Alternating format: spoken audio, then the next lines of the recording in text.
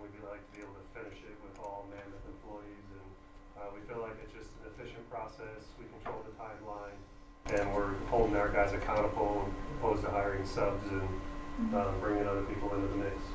Which also holds the budget accountable as well, because we do control the work. So a lot of the process that our team has cleaned up is the change order process, what you do get when you sub to a sub. And sometimes that works great for people, but we've just found that bringing it all in-house, you have one finger to point, that's at Mammoth, at us, and they're good fingers to point at us, but it makes it easier and a little bit cleaner process for you all.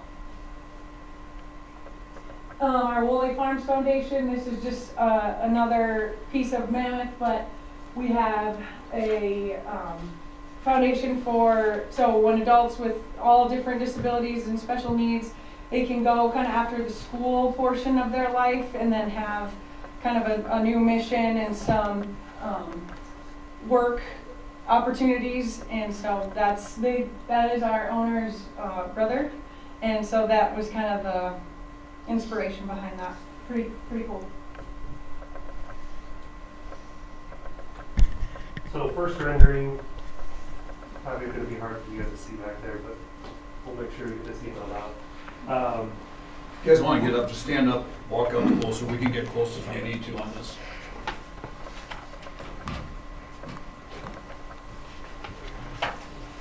The little grayed out portion here in the left-hand corner is that piece of playground equipment you guys already had that was taken down during the addition that was put on, right, Craig? Yeah, correct. Yeah, so yep. So we're at where the sandbox. Correct. Yep. So where that little gray area is, that would be where we would relocate that piece of equipment. We don't have a picture of it because it's a different brand, obviously, but we would be able to relocate it on this. Your existing swings would stay, would be on the back portion there. In that very back corner, you can kind of see a fenced-in area. That is where the handicap accessible swing would be. To be able to put a wheelchair on and swing with that. There's a sensory board there on the kind of right-hand side, and then some mounds we'll get to on the next slide if you want to flip to the next one. So with the swings, just an FYI, our current swings do not look like that. What we have out there is an 8-foot swing, and then also a 10-foot swing. So the plan would be to take out that 10-foot swing, and before we had the addition put on, the CTE wing, we had another 8-foot swing that was taken out. So the 10-foot would go, the 8-foot would go back in, and we would connect it to the other 8-foot swing. So then we'd have a longer run of swings. So the reason that we are doing that, it gives us a little bit more room to put some of that newer equipment in.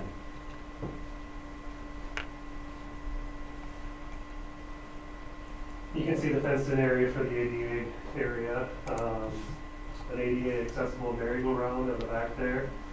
And then the two mounds would be like a climbing mound that the kids would be able to climb on, and they would have tunnels that go into them. I think the question was brought up on the call the other day if there was an additional charge for that, and there isn't. So that tunnel could be added to either one or both of those mounds shown in the picture. So that mound is a 12-foot? Yeah, 12-foot diameter. One's 12 foot, one's 10 foot, and they're probably 3 feet tall. Okay. So this is your overview over the top of how things would lay out. One of the other things is you'll see the yellow solid lines with the dotted lines going through, and that's called a sensory path. So a sensory path just gives kids the opportunity to find other ways to play, without having to use a piece of equipment, and it kind of allows them to use their imagination to make their way through the playground. And so what that path does is, if we're talking about a solid line, it's kind of like a balance beam on the ground for them, where they got to follow the solid line. They get to the dash lines and they got to jump from line to line. They can kind of do whatever they want. There's a hopscotch area down there where they can play hopscotch. So again, it just gives the kids a different way to be creative other than playing with or on a piece of equipment. So as we're looking at this is the north, and that ends the south. So where it says sensory path with equipment overview, our plan is to put in a 9-foot sidewalk right there. So then, just up above that is the new CTE wing. So the sidewalk we are putting in there just for the fact that it snows here, and we need to remove snow. So instead of taking a snow plow and going on the turf or ruining the mounds, we have that sidewalk to push snow to the side and allow teachers and kids to get out to the south end of the playground.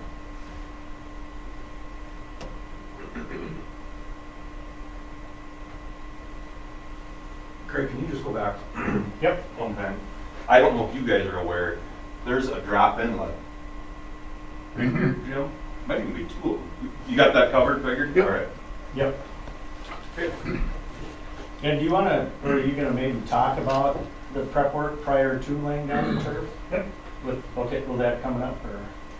Either would, I can wait till we get to the. Sure, or we can talk about it now if Okay. you want. So the turf that we would use is called a Titan True Flow.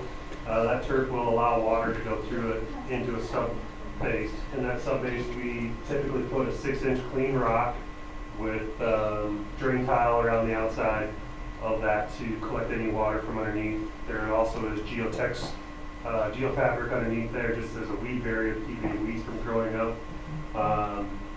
So that's kind of the essentials, I guess, to what we do for a base underneath there. And mainly as that water comes through, we want to get it out from underneath there as quick as it can. So hence for the drain tile and the clean rock underneath, just to make sure that water isn't holding underneath the playground equipment.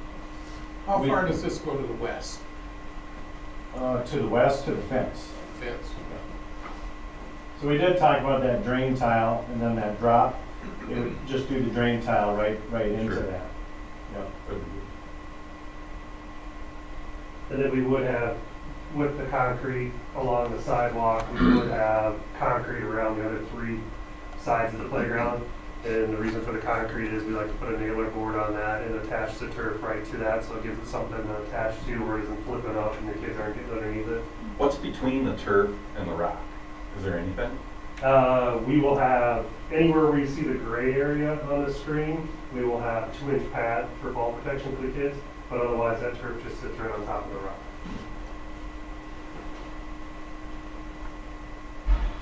So what we'll do is like a 2-inch clean, and then we'll do like a chip on top of it to kind of have it smooth so you don't get the big undulation in it.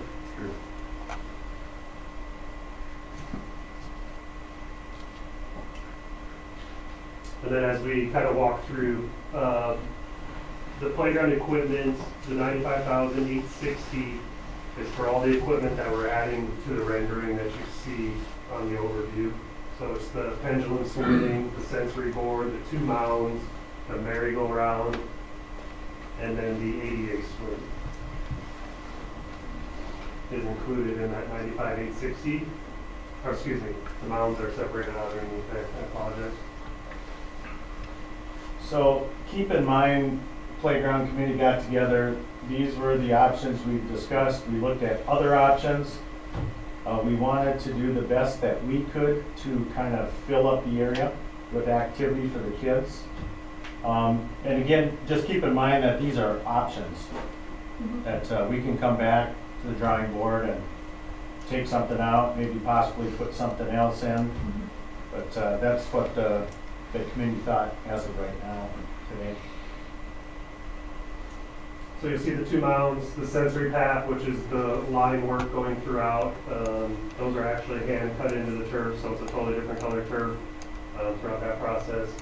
And then the turf surfacing would include all your base rock, your drainage, and that concrete perimeter around there.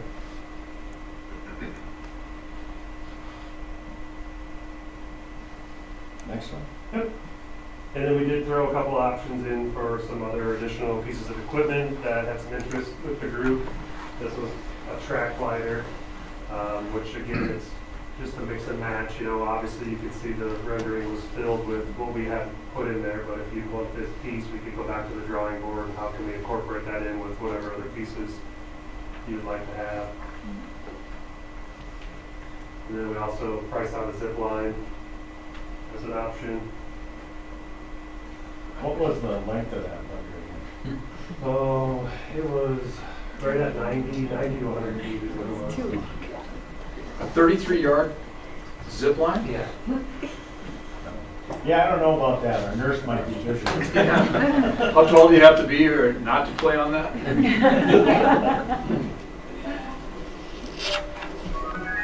Yeah. So that kind of takes care of the playground piece. This gets into the multi-purpose field, but any other questions on the? So that covers, Craig, from the asphalt playground all the way south To the end of the new addition. to the end of the new addition. Correct. From the addition. Yep. And that sidewalk I was talking about goes from the asphalt all the way south to the end of the new building, and then it wraps around and connects to the sidewalk coming out of the new CTE unit. Okay. You know, I think a question just for the public, why turf? Why not just gravel and grass? Low maintenance, longevity. If you put any other type of grass in there, it's going to be dead, it's going to be muddy. Same thing with gravel, it's going to be dirty, the kids are going to be filthy all the time. If it rains, they're probably not going to play on it. You're going to probably need it to dry up, where on the turf, it can rain at 9 o'clock in the morning, and by noon, when they're going on lunch recess, they can play on it, you know. That's a lot of it. A lot of people are going to turf. The other options are like poured-in-place rubber. That kind of was popular for a while, but that's a lot more expensive than what turf is. There's also rubber tiles, but the playground market is kind of going towards the landscape turf. We've seen, we say with turf a lot, it's not no maintenance, but it's so low maintenance, like what he's saying. And it's not just low maintenance on your staff outside facilities, but it's like the janitorial staff inside as well. So there's just so much getting tracked into the school. It's just a pretty eye-opening difference on what's being brought in after recess, but then also like home and pockets and shoes. And so overall, the feedback on it from parents and schools has been so good with just that piece, and then the longevity, of course. So And the then weeds and the upkeep, and especially around the fencing. You say longevity, what is the life expectancy on it? It's going to vary, but it's 8 to 10 years, you know, depending on how it's maintained and how it's taken care of. That's typically a What's the lifespan of turf. process then, after 10 years? After 10 years, you can pull it up, and as long as the base is still in good shape, you just lay new turf on top of it. So your base and everything is still there. It's just the turf process. Which is most of the time the case. How about playing in the in the winter? Unfortunately, most of the year here it's froze. Correct. It's totally fine. No problem. It'll probably, the turf will melt the snow faster than the rest of the ground, so that's an added bonus, but then there's maintenance programs to help you remove it You safely. put heat in there? Well. Sure. Free of charge, right? Anyway, How do you get the snow off of it? Or so that's, Well, We wouldn't plan to take it off, it would just get packed down by the kids. And then the way Same to as get now. out to the south end of the playground would be just with snow removal on the sidewalk. Could you use broom? you if you're- can. You could use power broom. If you're going to use anything, you'd want it to be non-metal. Mhm. That's going to be abrasive on it. So if you have plastic cleats and, you know, plastic cutting edge, and you kept it up high like on a snow blower, and you did want to clean it off, you would be able to. Anything metal would obviously take the risk of puncturing through. And we'll teach all of that. There's steps for that before we technically check out of the project, and then maintenance programs if you do need help with those things. And the biggest difference with like the landscape turf that would be using on the playground and like your typical field. Your typical field is going to have a sand and rubber infill. So when you walk across it, you're going to see rubber pellets kick up. You know, this is not going to have as much infill in it. The turf itself is about 1 inch tall, and then we put just a very small amount of sand in there to help hold the fibers up. They also have thatch in there, so when you look at it, it looks like real grass with thatch in it that's like kind of like dead grass in your lawn, but it helps hold it up to stand up. So you And won't that have helps kids. longevity. Yeah, you won't have Thatch. kids, you know, filling up with rubber pellets and stuff like that. So. And then Tom, I was just going to add on to your question too, is like with the turf, that will make it more inclusive for students that will have mobility issues, because right now we're not able to Mhm. get through that gravel and the grass. Yeah, wheelchairs, you'll be able to push a wheelchair right out on it. I mean, That's where I was going with my Yeah. question earlier. So just the turf on top of the rack, Yeah. you could get a stroller or a wheelchair through it? That's cool. Yeah. Anything else on the Yeah, anything else playground on the playground? specifically? So if 10 years from now, we're looking at replacing the turf, and I don't remember what that first number was, let's call it 100,000. Yep. What percent of that is the turf? 10, 20, it's- 30? It's probably, the turf itself is gonna be about $3 a square foot. We'll say just the Okay. fair price for the turf itself, and then you have a little bit in there for the install, obviously. Okay. So $3 to $6 a square foot roughly is what you're gonna Yeah. be paying to replace that turf. And you say, Luke, 8 to 10 years? Yes. I Yeah, mean, it can push out It can beyond push that, out. right? Correct. we've seen and most, I mean, football fields alone, those are lasting well beyond their warranty. The factor that comes into play there is, can you pass the safety test, right? So, but the turf itself is a really high quality product that lasts. How long is the warranty since you brought it up? Warranty on the turf is 2 years is what their manufacturer warranty is, and we have our 1-year craftsmanship warranty on our end. So the fall area, the gray spots are Yes. gonna have a little bit more cushion Correct. than the greens, Yep. right? Can you It'll be explain a- that a little bit? It'll be a 2-inch pad there. So what we'll do is those areas get dug down, that 2 inches, the pad gets laid in those areas, and then it's a seamless transition into the chips around it. Yeah, and that's the various gray areas that you've got, including the mound then too, right? Correct. That'll have the pad. Yep. Well, the The mounds don't have the pads. It's Okay. just anywhere where you can have the speed of an activity or falling from a higher Okay. elevation. And the color would not be gray, correct? We No, can have it would it be- green It would or be all green. The gray just the same shows as the you, turf the color? gray Where just the shows you fall where the area fall is. area is. Yep. But it would be all green, solid green. So it can be driven across with a snow blower or something like that, the weight doesn't, Yeah, you don't want to get carried away with something too heavy, but if you're a push snow blower, yeah, you'd be fine. Craig, do you clear the playground now? No, we don't currently clear it now. Yeah, we do. We put that path in there. Blake usually comes through and then takes a Bobcat and does a path all the way out to the south end. So therefore, that's why we thought it'd be nice to have a sidewalk in there. So you could still clear that side? Correct, yep. then you wouldn't be able to drive off that at all. Correct. You would No. not want to take a Bobcat on there, because Right. just that spinning of the tires, you're gonna just chew it up.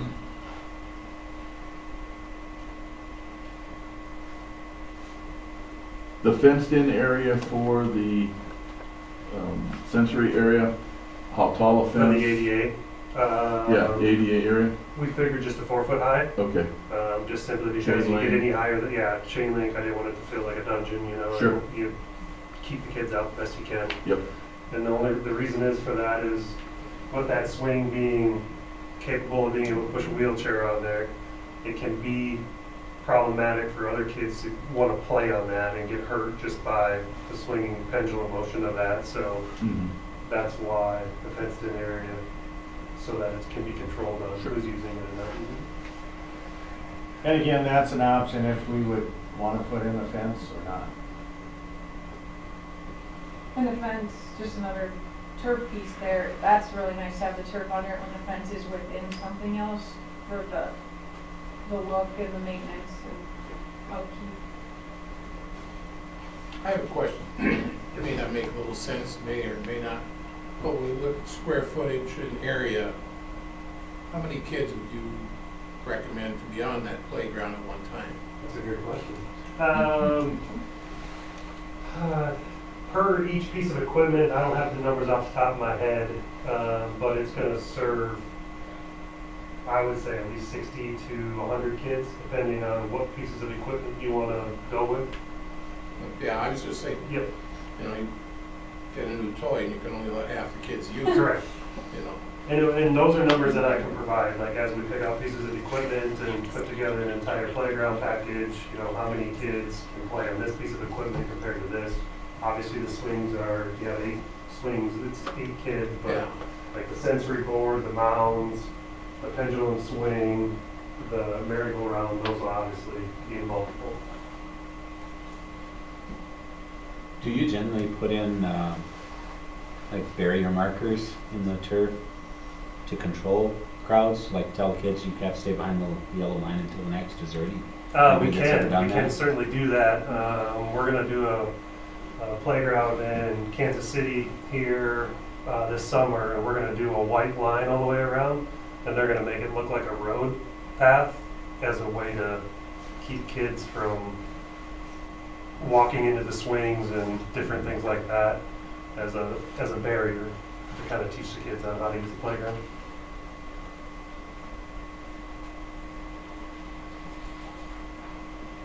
At the south end, it says existing wall climber. Before the new construction with the CTE wing, we had a wall climber. So Mike Nicky did find that, so that would be something that Mike would just put back up in that area.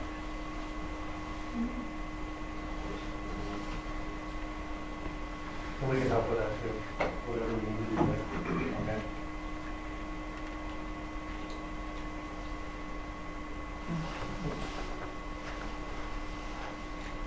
So this portion, we just asked, the board wanted just numbers on a multi-purpose field, just at the south end of the building, southeast part of the building, where a lot of the construction, during construction, all the equipment sat.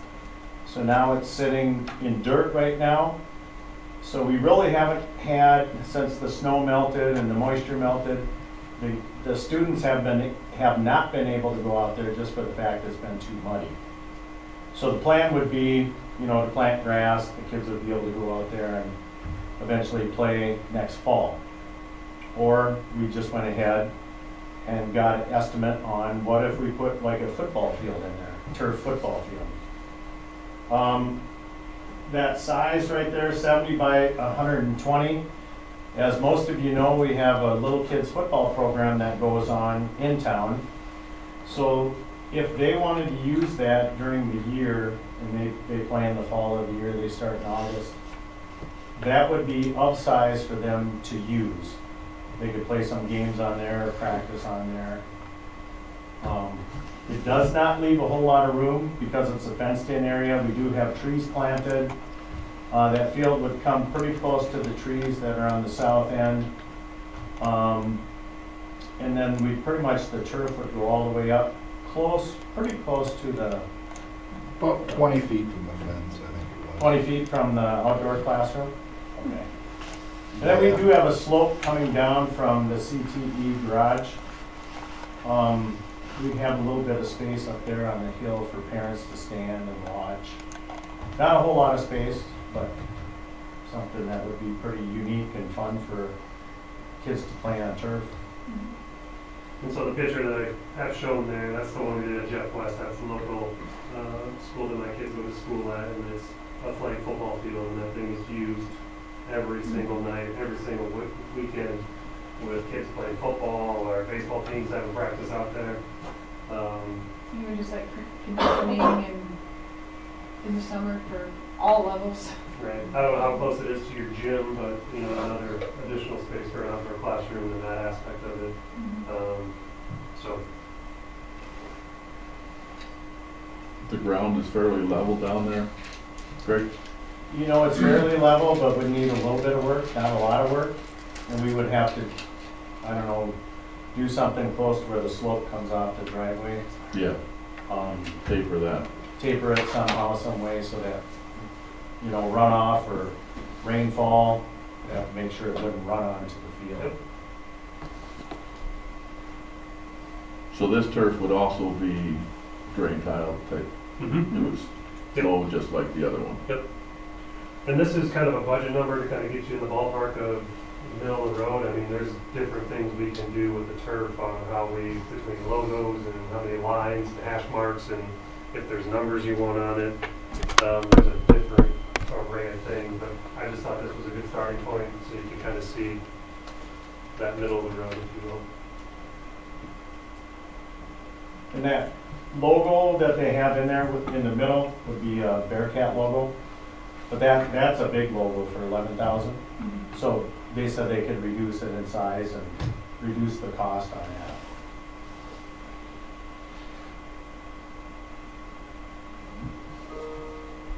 So again, with the playground committee getting together, this part is like a phase 2.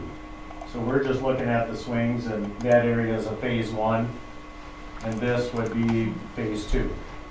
It all depends on funding and money and finances. If we have somebody step up and say, I'll pay for that, then yeah, Go to bank. that'd be nice. Well, That's like property. well, Craig, let's, I mean, if it's all right, what does the committee think? I mean, it really, to me, it's important to hear from you folks. I mean, you guys are the ones that have sat through hours of presentations and looking at different things. I mean, what do you see as the advantages? What do you like about this project? Do you have any concerns? I mean, where are you guys at? Not to put you on the spot if somebody wants to talk. Handicap accessibility is kind of a big thing. That's what I like about it, I guess. The turf is a little more safe too. That P-rock out there gets cement hard under those swings, so on a fall or a trip or anything, that turf has a little bit more give for kids too.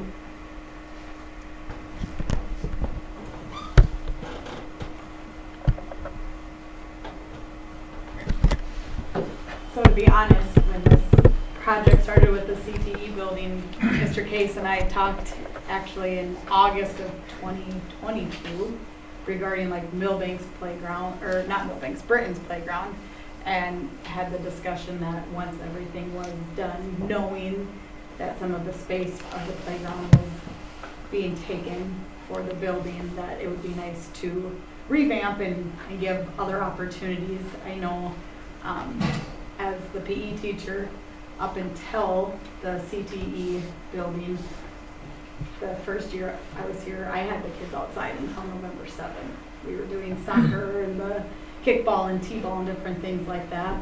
But it's just, with the space now on the blacktop, it doesn't necessarily allow for some of those things. And then going through the P-rock to then get out to the dirt, it just doesn't fulfill everything, like even as the educator side. So it'd be nice just to have a nicer space and that some sort of turf or surfacing that is more usable for all aspects, not just necessarily a playground. So Craig, what would be between that sidewalk and the building? Nothing. The sidewalk would go right up to the building. Yeah. And these costs do not include the cost of the sidewalk. That's, Oh, correct, yeah, I should, none of the figures up here covered the sidewalk. I do have an estimate for that sidewalk from north to south, and then going around the south end of the building would be about $20,000. other than the curbing that goes around the turf. That's included in the price, That's right? right. Yep, thanks. So additional $20,000 for the sidewalk. Have you done work in this immediate area? Aberdeen. Yeah, we've been up in Aberdeen, Sioux Falls, done a ton of work in the Sioux Falls area. If you've been by Northern State, we did the Dakota Bank Stadium, obviously their practice and their soccer field out there. And then a bunch of schools from Augustana to Sioux Falls, Washington, Roosevelt, Lincoln, we did all their football games, Harrisburg. Several. Small schools? Yeah. Well, Ground relative, I I know. mean, you know. Ground we're- Trek is the same place that we get all of our equipment and housing for our playground. Smaller schools, kind of to answer your question, we have been in conversation with so many this way now, and Fargo too, North Dakota especially, just because of this weather. So, number one, and this is could go take us down a rabbit hole that I don't want to necessarily get off track, but like with softball being a sanctioned sport now, that's been a huge conversation in the area, all levels of schools. And then just because of the weather and what turf provides for longevity of seasons, hence why we did start the Sioux Falls office to come up more this way. So a lot of conversations in small schools, a lot of them. If the board approves it, it can be done this summer? Correct. Yeah, I was talking to them earlier, we probably would need to pull the trigger around that second week of April. And it gives us about a month to get our ducks in a row and finances and how we're gonna fundraise and all that good stuff. And most of that's just because of the procurement of the material and the playground equipment itself. You know, let me throw out to the, you know, the group, I mean, I get it, I'm 53, but if I think back to grade school, I mean, you lived for recess. I mean, I did, I lived for recess and, you know, playing King on the Mountain, you know, when they built those huge snow piles and getting knocked over, I'm sure that was completely unsafe and you couldn't do anymore. But is it, I mean, do you still feel that that's the way, I mean, and I'm looking more at the staff, I mean, is that what kids are still, I mean, racing to get out those doors? I mean, you would finish your lunch back in the day and you would try to race outside so you're the first kid when you're in first grade to get a swing, or you get on the monkey bars. I mean, you still see that with kids wanting to be out there for recess? Yes, yeah. I feel like as soon as the bells go off, my kids are like, okay, it's recess time. It's like, okay, we gotta put away your stuff here first. So yeah, I definitely think that that's how kids are. I mean, anytime we have indoor recess, they're like, it's not that cold, is it? It's like, no, it is. You know, like they wanna be out there. It keeps the kids active and shows them that living a good, healthy lifestyle is, you know, what we should be teaching them. And I think this playground is definitely gonna like skyrocket all of that. And I would just push on that and say even community maybe after hours and nights and weekends. Just how big of an impact it's had in our community, but having a nice place for the kids to go play, that's safe, it's lit up. My kids are on spring break this week and I called them on the way down here and they were at the playground at the school playing today, you know, with all their friends, you know, that's what they did. They had a play date there. So I think it makes a huge impact on the overall just community aspect of it too. What's the time frame to actually do the project like this? As overall, 3 to 4 weeks. And is there delays on getting turf or anything like that? Not on turf, no. Turf I can procure in about 2 or 3 weeks. It's just the playground equipment is about 10 to 12 weeks. And your crew will do the grading and that type thing? And correct.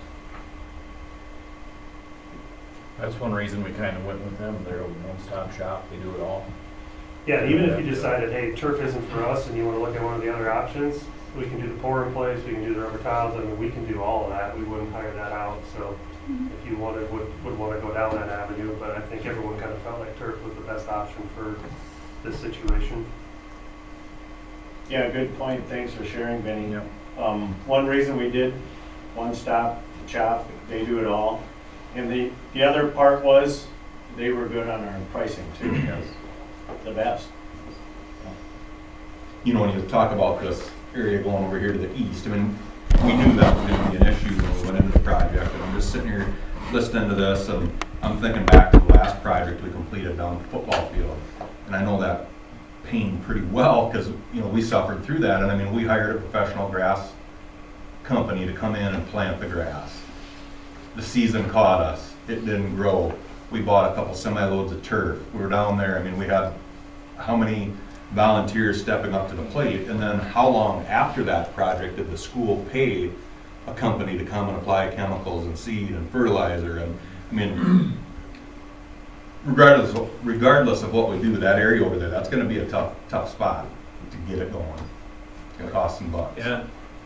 You know, and then do you plant grass there, then tear it out 2 years from now? Right. You know what I mean? You just won't do it all. Would we have budget constraints with our fiscal year on something like this for the school board to be involved in the school? I don't want to put you on the spot. I mean, you know, we have what we have for finances, and so it's going to be up to the board to prioritize what, I mean, we have funds. I'm not going to say. Yeah, I'm just saying you could get in a position where our fiscal year doesn't end until summer, and of course, the project could start. Oh, I see what you're saying. July or something, you know. Yeah, so what he's saying, remember, you know, July 1st, you know, would we be able to start the project, let's say, June 20th, or do we have to wait because of the new year and then when we budget it, Lori, you know, to July 1st? I mean, June 20th, July 1st, I mean, they we'd be can okay. start, they can just bill us July 1. Yeah. Yeah, we can work with you. Oh, yeah. Okay. I see where you're going. Yeah. You have a lot of options for financing. And you don't have to go to the bid process, correct? No. We actually prefer not to. Right. Yeah. Yep. And then as far as any type of sponsorships, if anybody wants to donate money and put a logo in the turf, I mean, those are all things that we can put out there too, so those options exist. How So does like that what- work? Yeah, so like. Let's talk about that. Yeah, like what I see, like when I go to like, to me Florence has done a really good job around their new gym. Didn't they have everybody put Oh, right. sponsorship on the floor? Or I've seen it up in Summit, they've done a nice job of sponsorship on the floor. How do you do that on turf? Yeah, we get your logo of whatever you want done, and we send it in, and they can make your logo out of turf, and then we cut it in and put it into the green turf. Wherever the Wherever you want location it. is decided and however big and then how many and. Like Dakota Bank Stadium. Not saying anything to anybody from Dakota Bank, not saying anything. I see why you started this one. They set that one on the tee and I'm. Yeah. Well, they can do those competitions. There might be a law firm that donates too. Yeah. Kari's been interested. Get that on TV. We can put in a lot of logos, just saying. But there's just a cost each time you cut in a logo. There is. There's gonna be a little bit of A cost little bit, addition, yeah. because like the multi-purpose field, the Bearcat in the middle is gonna be Yeah. a certain cost. Yep, based on size and Yep. then, because you're cutting out, yeah. The school districts, but I should look it Yeah, hopefully it's minimal cost, right? That's right. Yeah, not too much. Has the committee talked to other parents in the community while you've been doing this? I mean, have you had other feedback from other individuals? Yeah. I think there was a little disappointment of some of the playground going away initially, so I think revamping this would really help people's opinion of that and giving the kids back a little bit for that playground. Yeah, I've good point had it on thrown at that. me numerous times that, oh, they took away all that playground space for those kids. Where are them kids gonna play? What are they gonna do? And my answer is, I said, you go drive around to any other school and find a bigger playground than what we have right now. Correct. And we have this conversation when we designed the project and we built the project, and I don't remember the numbers off the top of my head, Larry, but the actual square footage that we lost isn't as much as you think. It's just right now they can't use that side. Well, that's why I think if we were gonna do the project, just do it. You know, get that. It's a school, not a park. Yeah, just get the south side done right then and there. Don't put it off a year or two. I mean, it's not gonna get any cheaper, and let's get it used. I mean, I do think that you could see a lot of people using that on days, evenings and weekends when school's not in session. That'd be nice. So the committee's recommendation is to, Well, we want to do it all. okay. I like the way you think, just keep it Yeah. simple. I mean, if I take this and show the kids, and I love being around the kids, and that's why I love this job, and I show them the two different phases, of course, the boys would just gravitate towards that football field and say, why aren't we getting that first? But it would be exciting for all the kids, especially that playground part. Oh, are you gonna put mounds in there? Oh, that'll be cool. And then that little track going through there, the sensory path, and It's a zip line. Just want to know how fast you can get going on that I'm thing. not in favor of the zip line. But yeah, we were just talking to one of the guys that comes in and does the vacuuming in the classroom, and that P-rock that comes into the classroom, it's ruined another vacuum. It just takes a toll on the vacuum cleaners. But yeah, I think we save too by doing it all, you know, since they're here, they'll just continue Mobility, going and talk to it. mobilization.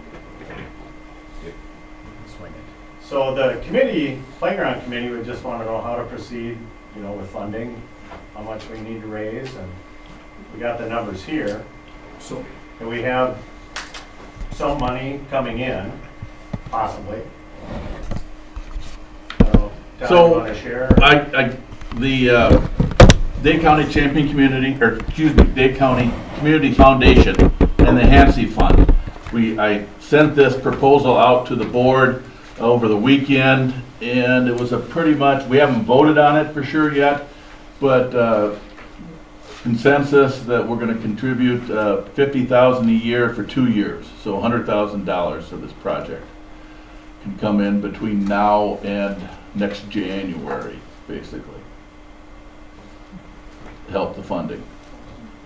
Which is awesome. That's You know, huge. Yeah. That's it's huge. And then my thought, we got a text, kind of a fund me group.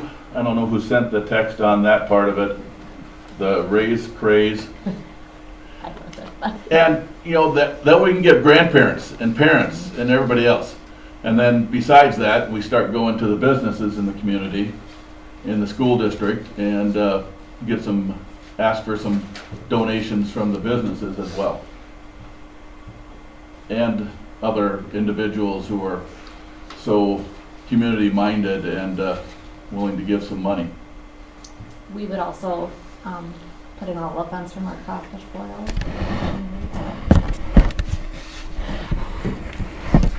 Well, that's a big deal too. That's awesome. Thank you, Alyssa and Joel. The handicap swing is tied to that. Non-negotiable. That's fair. I mean, that's huge, and I think that's a big deal to get Drake out there on a swing. I mean, that's huge. It's a big deal. Well, my question is for the group: if the Community Foundation and the Hansey Fund was willing to do $100,000, and obviously Alyssa with the crawfish boil, you know, for a couple of years here, seeing what you could do, are you guys willing to help raise funds and to work on that? Is your group willing to do that? Mm-hmm. Greg? Yeah, we had talked about it, and that's, you know, after bringing this to the board, getting it out to the public, letting everybody see the renderings, the drawings, and then that's our next step. Okay, how are we gonna fundraise? And sometimes too, we like to offer this, and you don't have to utilize it, but we have come in from the Mammoth side and sat in with meetings or joined like a Zoom call with the donor to help answer kind of the questions you're asking. And sometimes they're like, nope, too many cooks in the kitchen, and that's fine. But if that's helpful to explain and answer some of the pricing and the longevity and just like this conversation, sometimes that is helpful and significant to the dollars raised. So keep that in mind. Well, I think that is a big deal. I mean, having the experts, the subject matter experts, being able to answer the question, because it's been super helpful from our experience. But I think I can see people that, you know, we didn't have it this way in 1970, why does it need to be this way Correct. in 2020? Yeah. So grant money for, say, the ADA swing in that area, is there grants out there available? You can kind of point us in the direction that we need to go with some of Yes, that? we can, and that kind of ties in, I think we were talking about Aqualis a little bit. So Yeah. we're on, Mammoth is on an approved by board that's national, that we go through a lot of city projects with that, a lot of K through 12 projects. So that is kind of puts people's mind at ease in general, because that's preset pricing, fair pricing, all the by board already, you can buy direct, which is why we can eliminate the bid process, not to put that down before, sorry about that. But they have avenues for those things that we can find. Sure. No guarantees, but you No. might as well try. Yeah. Give it a shot. Yep. So on that point, I mean, we just finished a pretty sizable project out here that we negotiated, and we came in under budget. Is there, I mean, are you guys gonna hold your budget? Is there any chance coming in under budget? I mean, so many projects go over budget, I guess is my point, and I just wanna make sure that we have some controls. Yeah, we wouldn't go over, we would hold to what we're saying now, and I mean, I would track it and be more than willing if we do better, we don't have any rain days, we'll get it back. And I gotta be honest, Larry, I think that's part of the reason why we're even listening to this right now, is that we did. We're not finished yet. No, but the reason we're listening is because Correct. we did do our due diligence. This is part of finishing the project also. Absolutely. But we do need to finish our project. Yep. Well, we were very fiscally responsible. We did what we said we were gonna do, and we got it done under budget. We're gonna, Larry. That word budget isn't. So let me ask you this, Lori, when did we have meetings set again? I apologize, I can't remember. We set for our April dates. We have just the board one on April 2nd. Okay. And then we have another one where we meet with the teachers on April 9th or 10th. And the 8th is our regular meeting, School board right? meeting, April 8th. So Or we actually, didn't we, I got it on my calendar, Easter Monday, didn't we decide that night on the 1st? No, it was talked about, then they switched it to the 2nd. Okay.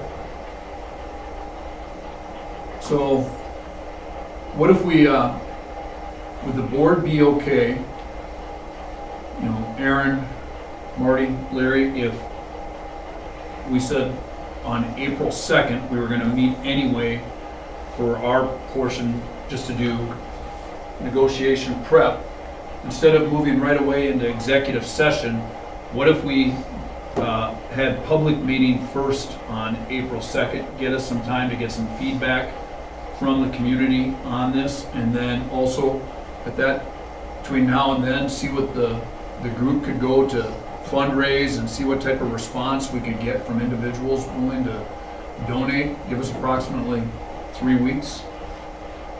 Would that be something you guys would be interested in? Marty, would you be good with that? Aaron? Larry? Yeah, a few things in on that. Yeah, see what we can find out in the next 3 or 4 Yeah, we weeks. need to find more info out, that would be a good time to find it out. Yep. Joel? Yeah. How about, more importantly, your guys? Craig, would that work for you guys? Yeah, that'll hopefully give us some time to look at possible financing, get a fundraising drive going. We're currently looking at a Game Fish and Parks grant right now. Actually, Terry Cordray, who helps with our consolidated app, she's out on the prowl looking for some grants. And yeah, we'll put it in motion and get together when we can and look for money out there. Because right now, I mean, just with what the Hansi Fund's willing to do, that's almost a third of this project. If we have a third of this project being offered to us in a grant, I mean, that's 33% off. I mean, we're getting it at 66%. And that's not even counting what Alyssa and Joel have graciously offered, let alone Dakota Bank East. I'm still big on that. Sorry, bud. But, I mean, it's just a great opportunity. If we can raise a significant amount, I think we seriously have to consider this. And I like the idea of being able to hit, how many kids do we have right now, K through 6? What are we, 240? 240 kids, just call that every day, 5 days a week, you know, 30 weeks out of the year that we're in school, or 40 weeks out of the year that we're in school, let alone what would be going on out there the other 12 weeks. I just think this is a great opportunity, so I hope that... We probably go K through 8, because they're going to be using it for PE and yeah, all I mean, this I think kinds we of would, wouldn't activity you out use it there. for PE? Absolutely. Yeah, even like the sensory path and stuff, doing different obstacles or things like that with it. 300 kids, I mean, that's an impact. Right. And we don't need an opt-out to do it. Put that in the paper. Tell my friends over to the west how happy we are to see them. Not included, I see testing and special inspection. Is there any to speak of? No, it's just a You standard. can't test rock or... Yeah, right? it's just So- our standard. Okay. No, we should be good. Unless you're on a sinkhole back there or anything like that that we don't know about. You need to look, I don't remember, Jim. Didn't we talk about a sidewalk right next to the building? Yeah. Well, when we talked about that, we thought it was really an issue of having the sidewalk there because we thought those stuffers were going to come down and there would be an issue with that. But those are overflow stuffers. Okay. So they will allow water to flow, but only if we have a torrential rain. So it'll be there. Okay. Rain is coming up. So I think for the most part we would be fine with having concrete right up against the wall. Good. Better than grass, dirt, rock.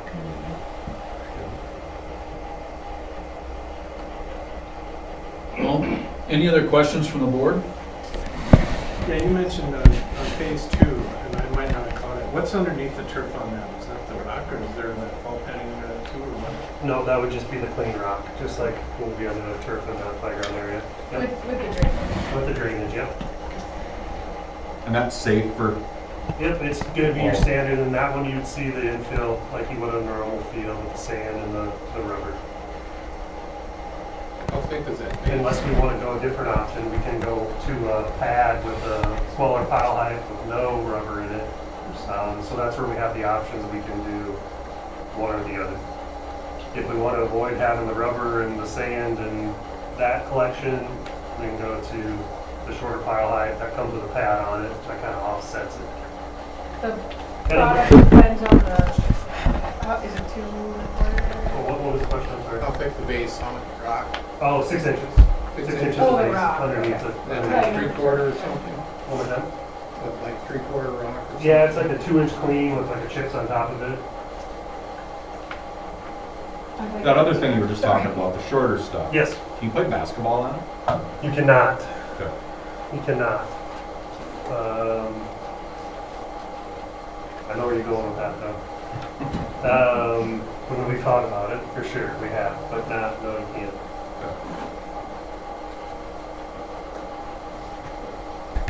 Any other comments, questions from the board?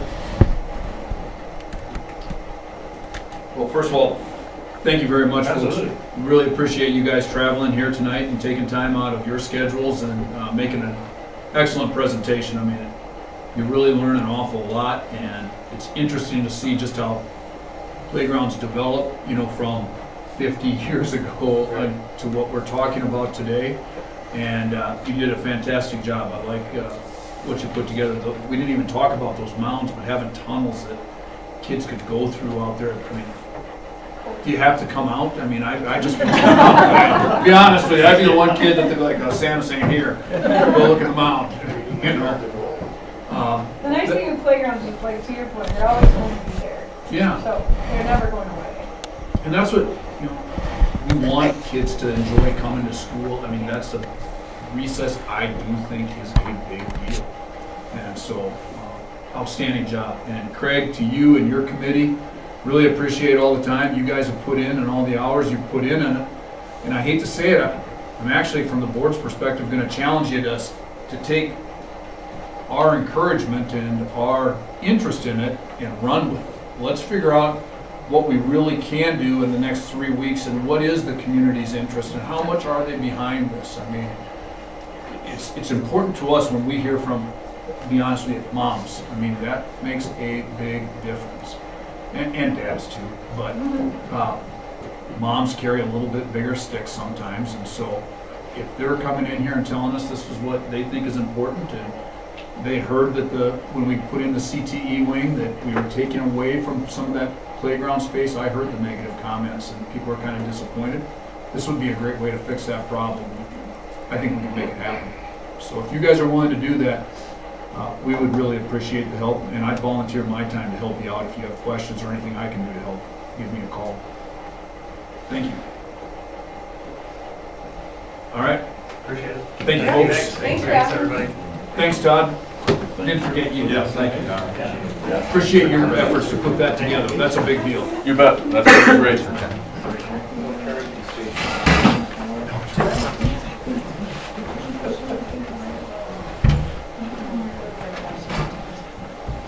I mean, you guys don't have to leave. You can stay. Hey, everybody wants to stay for the school board. No, I was like, I was looking at it. What's this grass you put out tomorrow?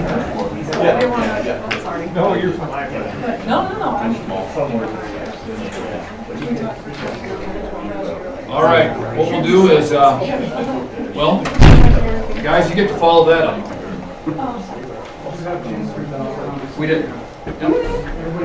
Yep, I think everybody should have a copy of that. Thanks. Where are you going? Let us know here. Any other- So Spencer, Ryan, Kelly, you guys go ahead, take it away. Oh, yeah. Your PowerPoint, your color PowerPoint. Yeah, here's our PowerPoint. We just want to talk a little bit about the school, Jim and Roslyn, and how much use it's had, especially the last 3, 4, 5 years, to make you aware as a school board in our school area, to bring it to everybody's attention as not necessarily a solution, an entire solution for the lack of gym space that we have, especially for our youth activities. but an immediate solution that can help the problem not only today but in the future. And when we started putting this together, tried looking at objections at the same time to try and answer those as best we could. And for anybody that has kids in elementary school, specifically in basketball, boys and girls, the hardest, most frustrating thing there is finding gym space. And whether if it's to get into the elementary gym, the high school gym, you can get kicked out because varsity will have precedence if they need to get in there, if there's other activities in the armory. Anybody that's tied in with that understands. And my girls now are in 8th grade, so we started this back in kindergarten, working out with the busing service to take the kids up to Roslyn right after school. One, it was convenient for the kids coming right out of school. They'd probably go to practice if we had space here. Anytime we have practice up in Roslyn, it frees up a space here for somebody else, and it's no extra expense to the school district. The only responsibility to the parents is to pick them up after practice. So the buses, there's 2 buses already going to Roslyn. What Kevin does now is he requests a name and the parent's name prior to the season starting, so he has an idea who's going on the bus, and he's been great to work with in helping transport our kids up to Roslyn. How did we get to this problem to begin with? How we got to this problem, and I'm going to specifically talk about basketball because I'm just more familiar with it. 20 years ago, you didn't start practicing organized basketball until 5th or 6th grade. Now, if we wait till 5th or 6th grade, you're so far behind that it's tough to catch up even when you got juniors and seniors. And we're seeing some of that. So not just the parents from Roslyn, however, a lot of the parents are from Roslyn, and that's probably because that was one of the only sports that we had. But if we wait till 5th or 6th grade, now it gets too far behind to try and make up for those kids and their lack of abilities at that time. So now we're starting them in kindergarten, 1st grade, 2nd grade, boys and girls. So now you have 6, 7, 8, or 9 more basketball teams with 8 to 10 kids. An extra 100 kids we're trying to get into a gym somewhere where we didn't have space to handle them to begin with. That's where Roslyn came into play.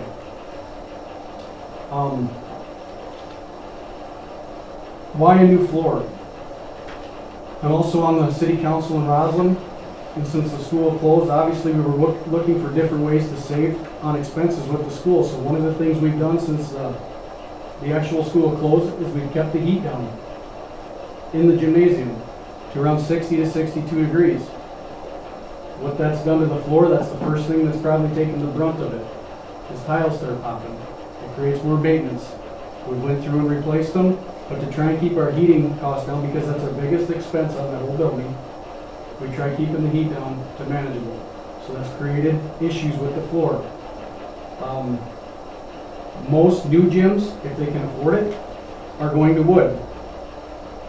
It's probably the most durable, it's the best to play on as an athlete, but at the same time it's the most expensive. So what we want to do is see if there's another alternative to just having a wood floor. So then there's some auxiliary gyms local in the area, such as in Clark, Hamlin, and Siston, that have put in this vinyl flooring. It's got the cushion in it, unlike the tile. Tile's hard on your body as well, and there's a lot more maintenance with it. The vinyl still has the cushion like the wood, so it's good for health. There's no maintenance on it. It's waterproof. You put it down, you wash it like you would a tile floor, which we have the machine already in Roslyn to do that. But the cost of that is about half compared to wood. We got some quotes. I'm just trying to follow down the sheet. Feel free to interject at any time. Is that, when you talk about that, is that what they have in that auxiliary gym in Clark now? Is that what? It's vinyl, yes. Vinyl, Exactly. excuse me, vinyl, apologize. Yep, it is. That's what they have And there. that was actually that was the first gym we were in, where we kind of, what is this stuff? Because it looks like wood, but it's got the cushion in it, but it is vinyl. It comes in rolls. Yep. And where does Sisseton have it? Is that over in that major area where they've got the? Oh, their auxiliary gym is uptown. The new one up Yep. in the old high school there? The old high school, correct. Okay, and they're using that now, correct? Correct. Yep. How's this tile put down? This vinyl, how exact, it comes in, I think 12 to 14 foot rolls, and it's rolled and glued. Our existing tiles that we have in the gym right now would have to all get stripped up along with anything underneath that they take it down to the bare concrete. With that, we got a quote for the entire gym. First of all, the wood came back at about $200,000 with one set of bleachers on one side if we were still to have games in, just to see what everything costs. Then we went and looked at the vinyl plus a side of bleachers, and it was $150,000. I just got those quotes last Friday, and actually Thursday, and it was it was a gut check a little bit because I thought it was going to be less than that originally. Then I called, actually this morning, Chad Gullickson is the guy's name that we've been talking through. So his company's called Innovative.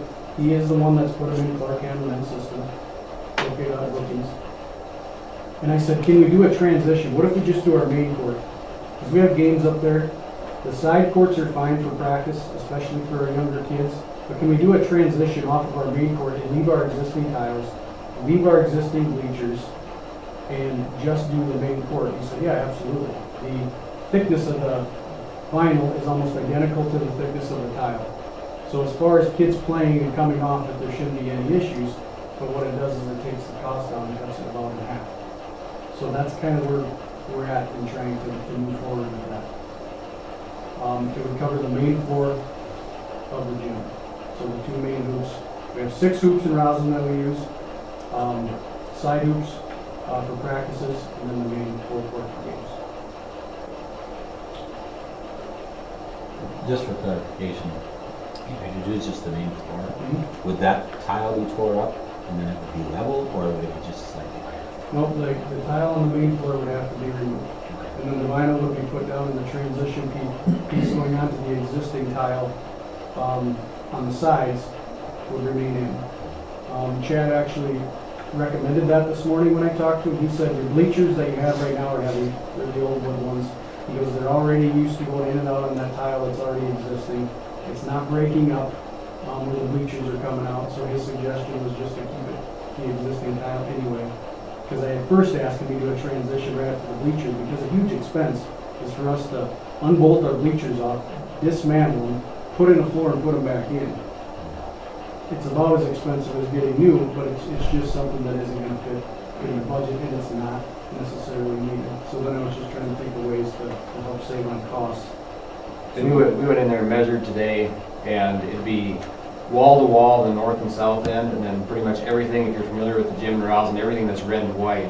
The brown on the edges is all covered up by bleachers. That tile will stay, so it's about. If you stayed with those heavy bleachers, wouldn't that damage the main floor for putting vinyl back?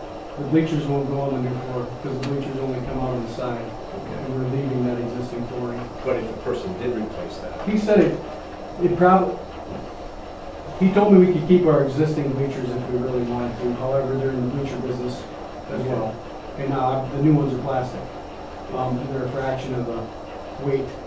But did he say we could vinyl all the way up and put our bleachers back in? Yeah, he did say we could do that.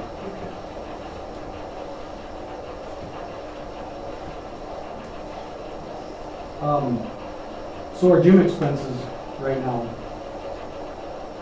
Who's paying for it, with the exception of $1,000 that the Webster Area School District is paying on behalf of the track athletes.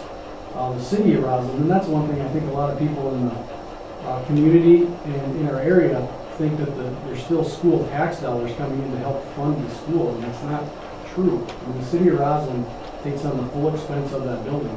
So some of the things that we have done to minimize those expenses is we sold a piece of the building.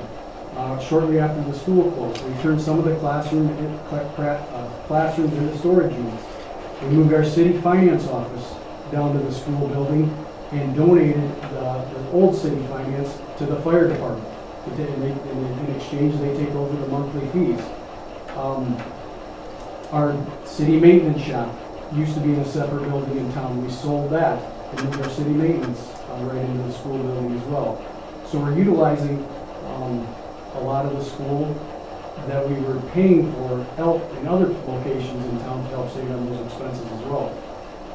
I'm proud to say that the money that we have after the consolidation, our balance is very close to the same as it started 14 years ago.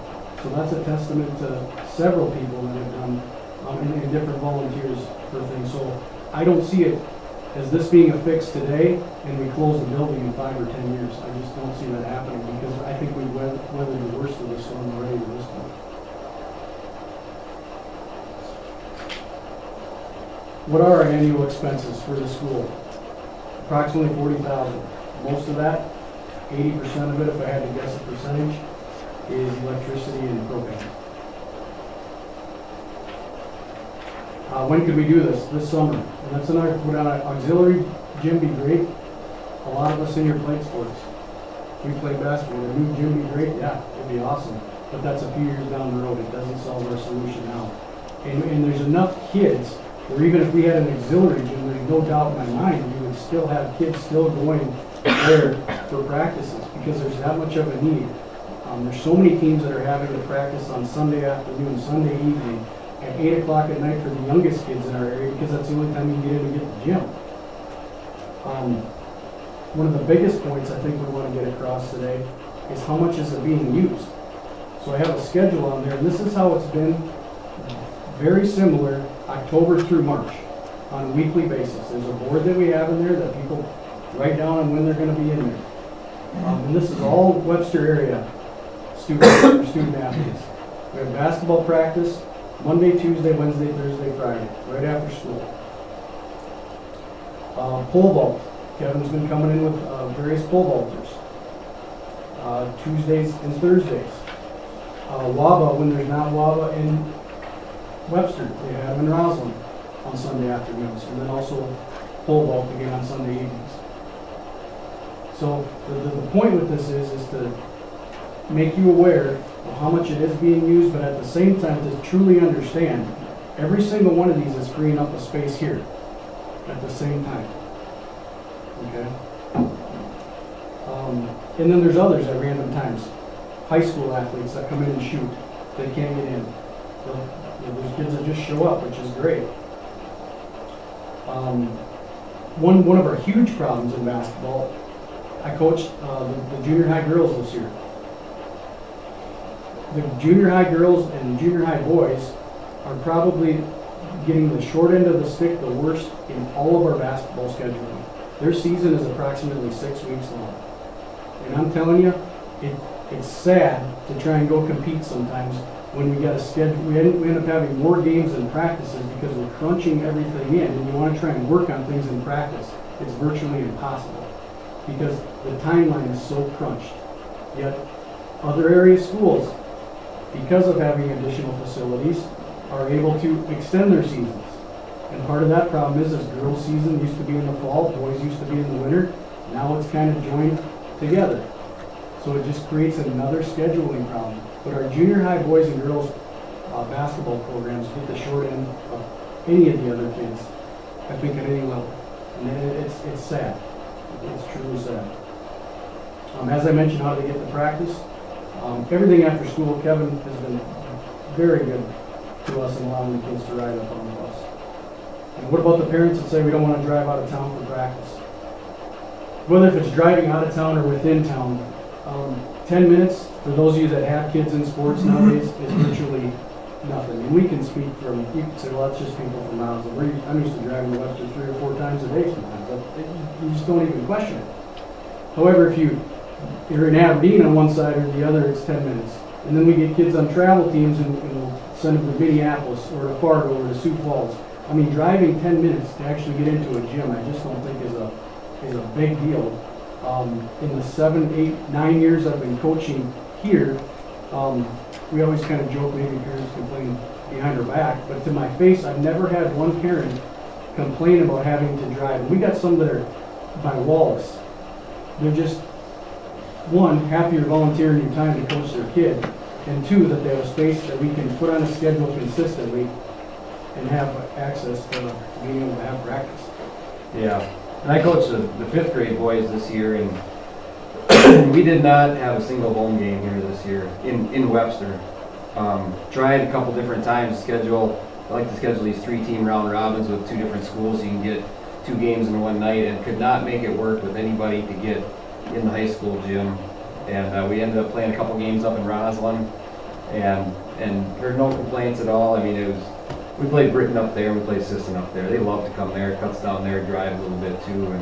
And I was just, we only have 7 kids on our 5th grade roster, which is a little bit smaller roster, but I was looking at it, and we don't have any kids on our team that live in town. They're all driving somewhere anyway. We've got a couple kids up north, a couple south, but none of them are in town, so none of them are going to be on our team anyway. We're walking home after practice anyway, so the parents have to come get them from somewhere, either from here or from How often Roslyn do kids anyway. walk home anyway nowadays after practice? I mean, really, to be honest with you, I coached Last winter, I wouldn't let them walk home. boys and girls. I don't think I It's ever so remember cold. kids walking home. Yeah. Moms and dads pick up kids after practice. If anything, I remember coaches staying here waiting at those doors for mom and dads to come and pick up their kids, 5, 10, 15 minutes after practice was done. I think that's the bigger issue. Nobody walks. Yeah, you're probably right. And as far as picking kids up, with today's technology and the apps you have for teams, a lot of times it's 2 parents that come and get the 5, 6, or 7 that are coming this direction. It's 2 parents, and you rotate. It ends up being once every 2 or 3 weeks, and we only for 2 months. Yeah. It just hasn't been I haven't seen that it's been an issue. They're just happy to practice.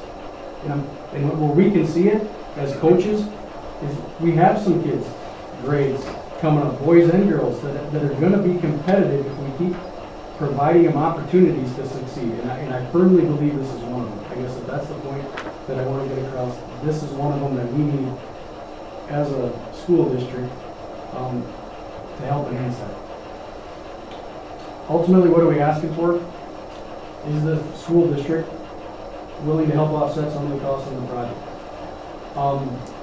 Where are numbers?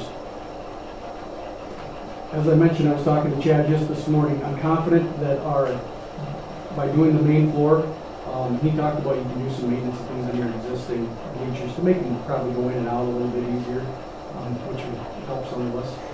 But I do believe the total cost is going to be under $100,000. I'm guessing 90 to 95,000.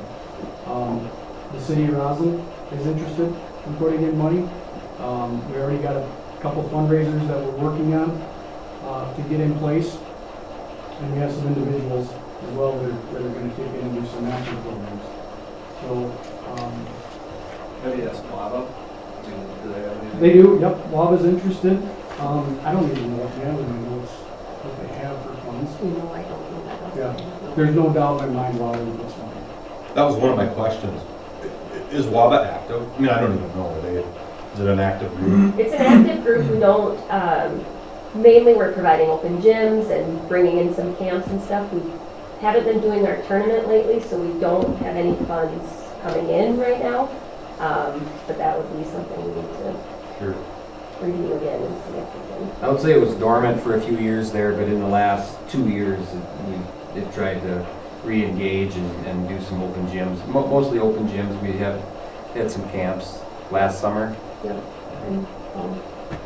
I think that's a big deal, is having an organization like that to help promote, push. Didn't they pay a lot when Webster first put in that wood floor? Did Lava do a lot with that? No, actually, Webster, that was Webster on wood, and then Waba came actually after that.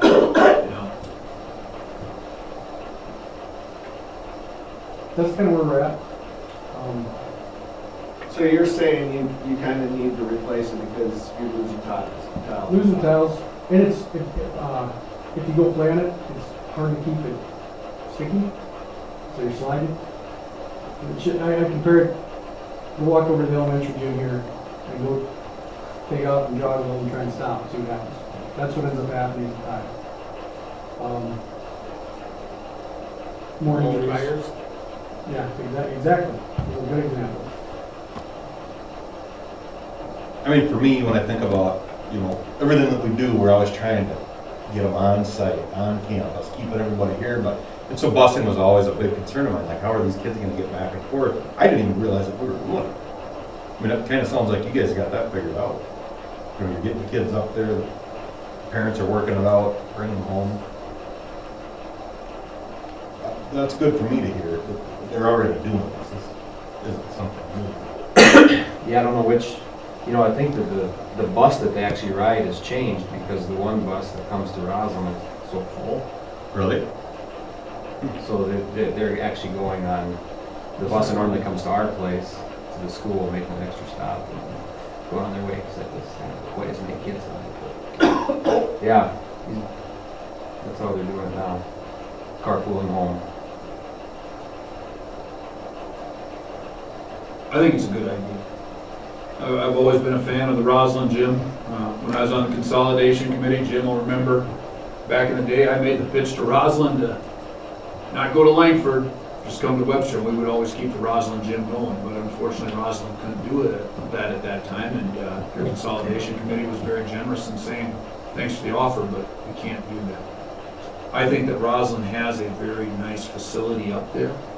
I think the gym definitely has its place. I don't think it's a big deal to travel 10 minutes. People in Sioux Falls would kill to be able to only travel 10 minutes to get there. I think the same thing happens in Watertown, most of these other communities. And a lot of times, no different than what we have now, siblings are driving back and forth. I mean, that line of cars that are coming in from Webster or in from Roslyn in the morning and heading out at night, the extra 5 or 6 vehicles is not a big deal. So I think it's a good deal. I think we should invest in the Roslyn gym and try to keep it going as long as possible. And I think it is a good spot for us to use. I would want to make sure that if we're going to do it though, we're doing it the right way, long term, not just a 5-year fix. I think that you have the ability to keep that place as a reasonable alternative for our basketball program, volleyball program, whatever the program, maybe little kids wrestling, who knows what it is. But I mean, I think that that is a nice gym that we should utilize. It's 10 minutes. If you had a new floor, would you be able to have like tournaments for the littler kids, stuff like that? Or your scoreboard? We would go back. Yeah, we actually, this first year we had put all the new light bulbs and stuff in the scoreboards, so we use them. I mean, everything works on them. Mm-hmm. So you could have. Tom brings up a good point. For those of you that haven't been in the Roslyn gym, you walk in there and I mean, it's pretty sad that this building is closed. Because a lot of times when school closes, when they close, they're dilapidated and they need to be condemned. That isn't the case. We do have a full-time maintenance guy, so it's not like we just put something in and now volunteers just have to take care of it. So it's an expense we have with the city, but it's a good expense to have. Back to your question here, what Wally used to do was that a 3-on-3 tournament that was really successful. So successful to the point that it kind of got bigger than we could handle, and I think that's got some people frustrated and it went away because it takes about 100 volunteers to run a 3-on-3 tournament, a good one, for 2 days. And as welcomed as referees are into the gymnasiums this year, you can imagine. But it's a good moneymaker. That would be one of the first things we would go back to doing. Kind of like we co-opted with the baseball program for their state tournaments. Webster's facilities haven't been big enough to host all the teams that they've had, so now they're having state baseball games in Roslyn. Kelly's been the biggest supporter and volunteered more time than anybody to get that field up to snuff. It's great. I mean, I don't think there's been any complaints from people traveling from far areas away. So, yeah, so there would be, as far as funding. Is there anything there other than the gym? To use? Yeah. We put a batting cage in the whole band room. It was the only room that has high enough ceilings, so Ryan and myself and Tyler Lee and Paul Schmidt, we got the old net that Chad was able to find. We had a pitching machine we used to have 25 years ago probably. We got a batting cage in there now. There'd be space for a golf simulator? There's a space for a golf simulator, yep. So like in Bad Springs, when the kids can't go to the golf course, they have a place to go to practice driving? Oh, for sure. Yeah, it would be better, because that's huge. The ceilings, I think, were really 22 feet. Yeah. I mean, it's huge. But there's a fitness center, Joel, kind of like you were asking, that We do have paying members, I want to say we have about 30. That is relatively new equipment. It's nothing huge, but it's really nice for the community. The cafeteria and kitchen. If there was ever a culinary program, we have a great kitchen facility if we could get somebody to utilize it. Lastly, and I think I mentioned this to you the other day, the fine arts program. We have a stage that has all the acoustics and things put into it that could be used. I mean, it's a stage that's set up for plays. Maybe they'd never be interested in going that far, but I just, as a school board, I want you to be aware of that there are some other spaces. You know what I think we need? I think we need to have a retreat, a board retreat. Let's go to the Roslyn Gym. Meeting up there. Well, not considered as an alternate site, but as part of the district. And do it that way. Well, I really think that you bring up a good point, and I don't know of another community where the city took on the old school building like Roslyn did. I remember having those conversations with your town board at that time and how concerned they were about being willing to take on this entire building that was now being closed out because the taxpayer dollars couldn't support it. And that board, Tom, Lee, Steve, and I'm trying to remember, was Gary was the other board member.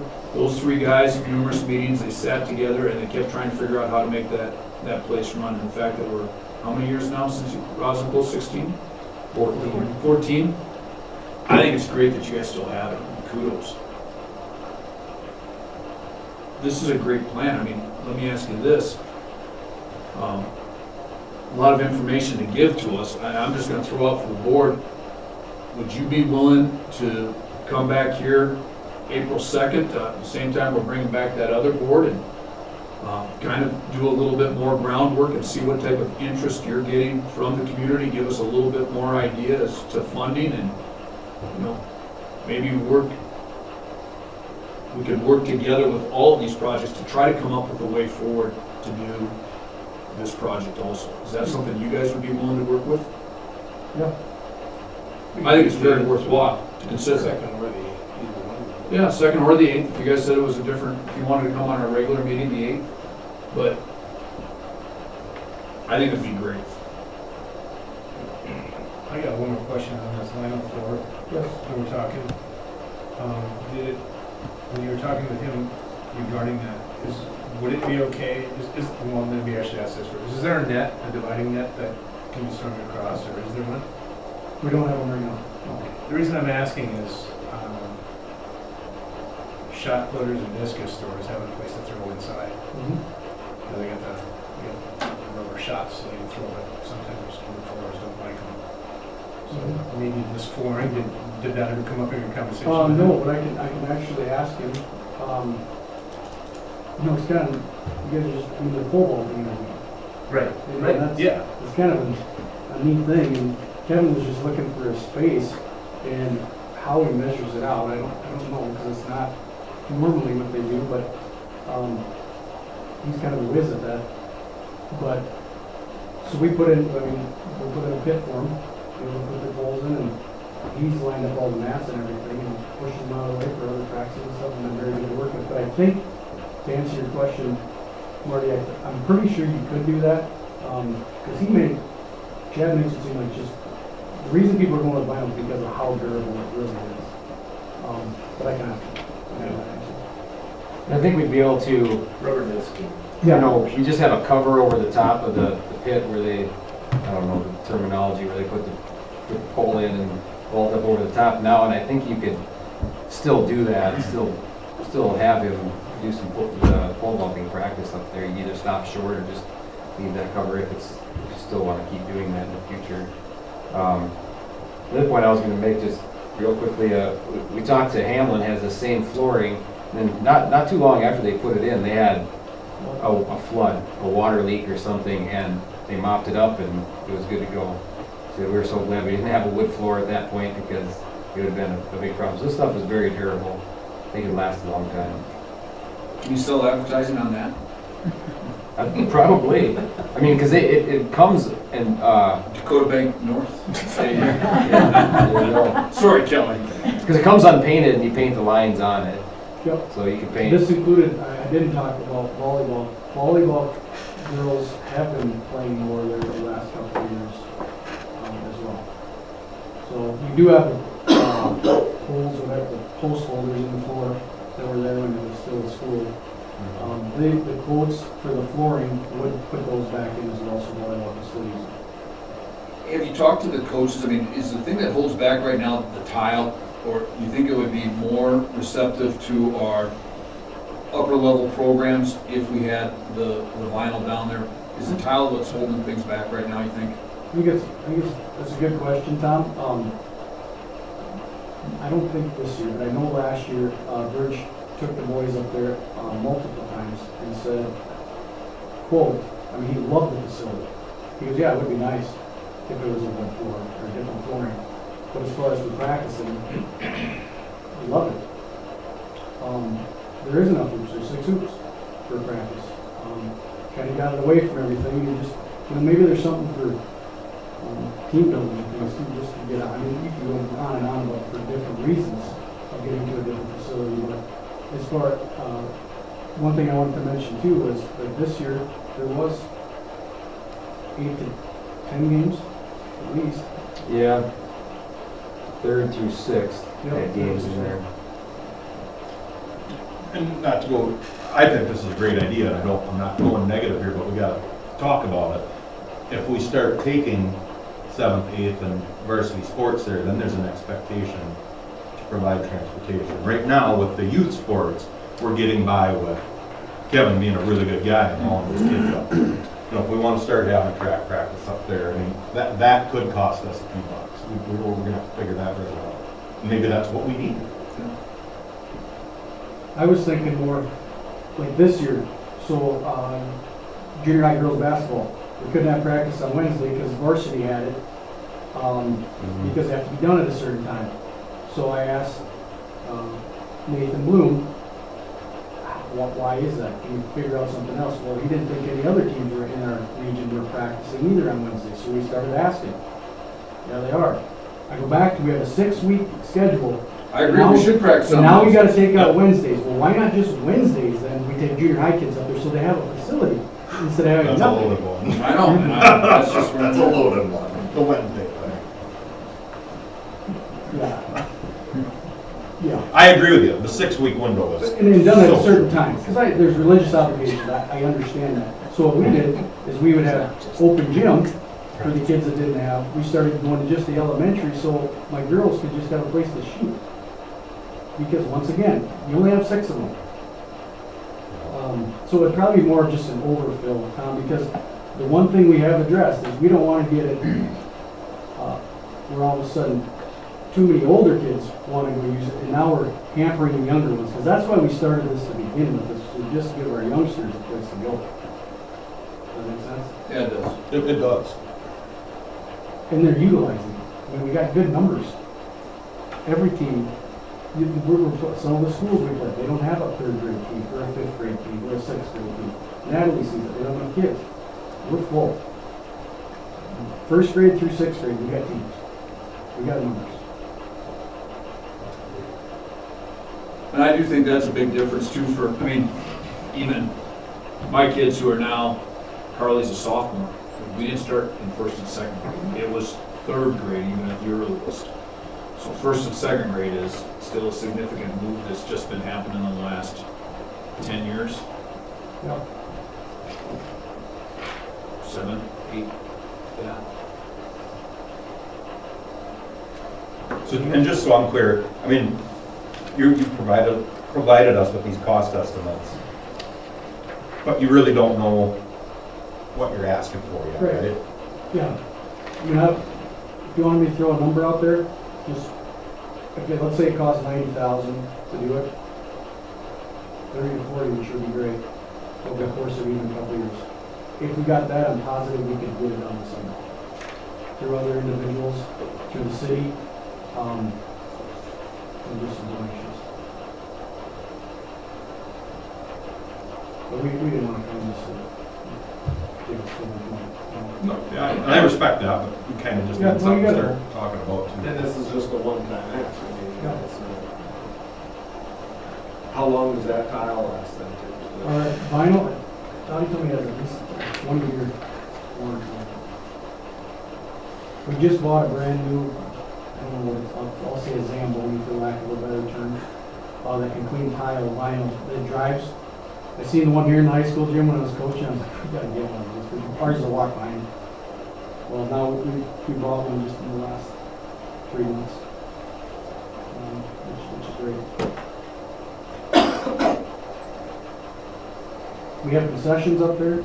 It's a huge thing that these grade school kids and parents love because we never have them here.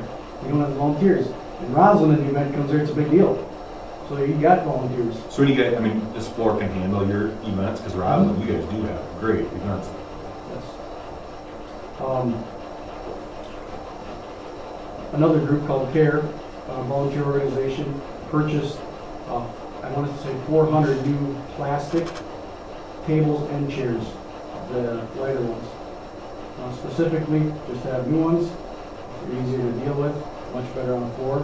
So that has all happened within the last 10 years.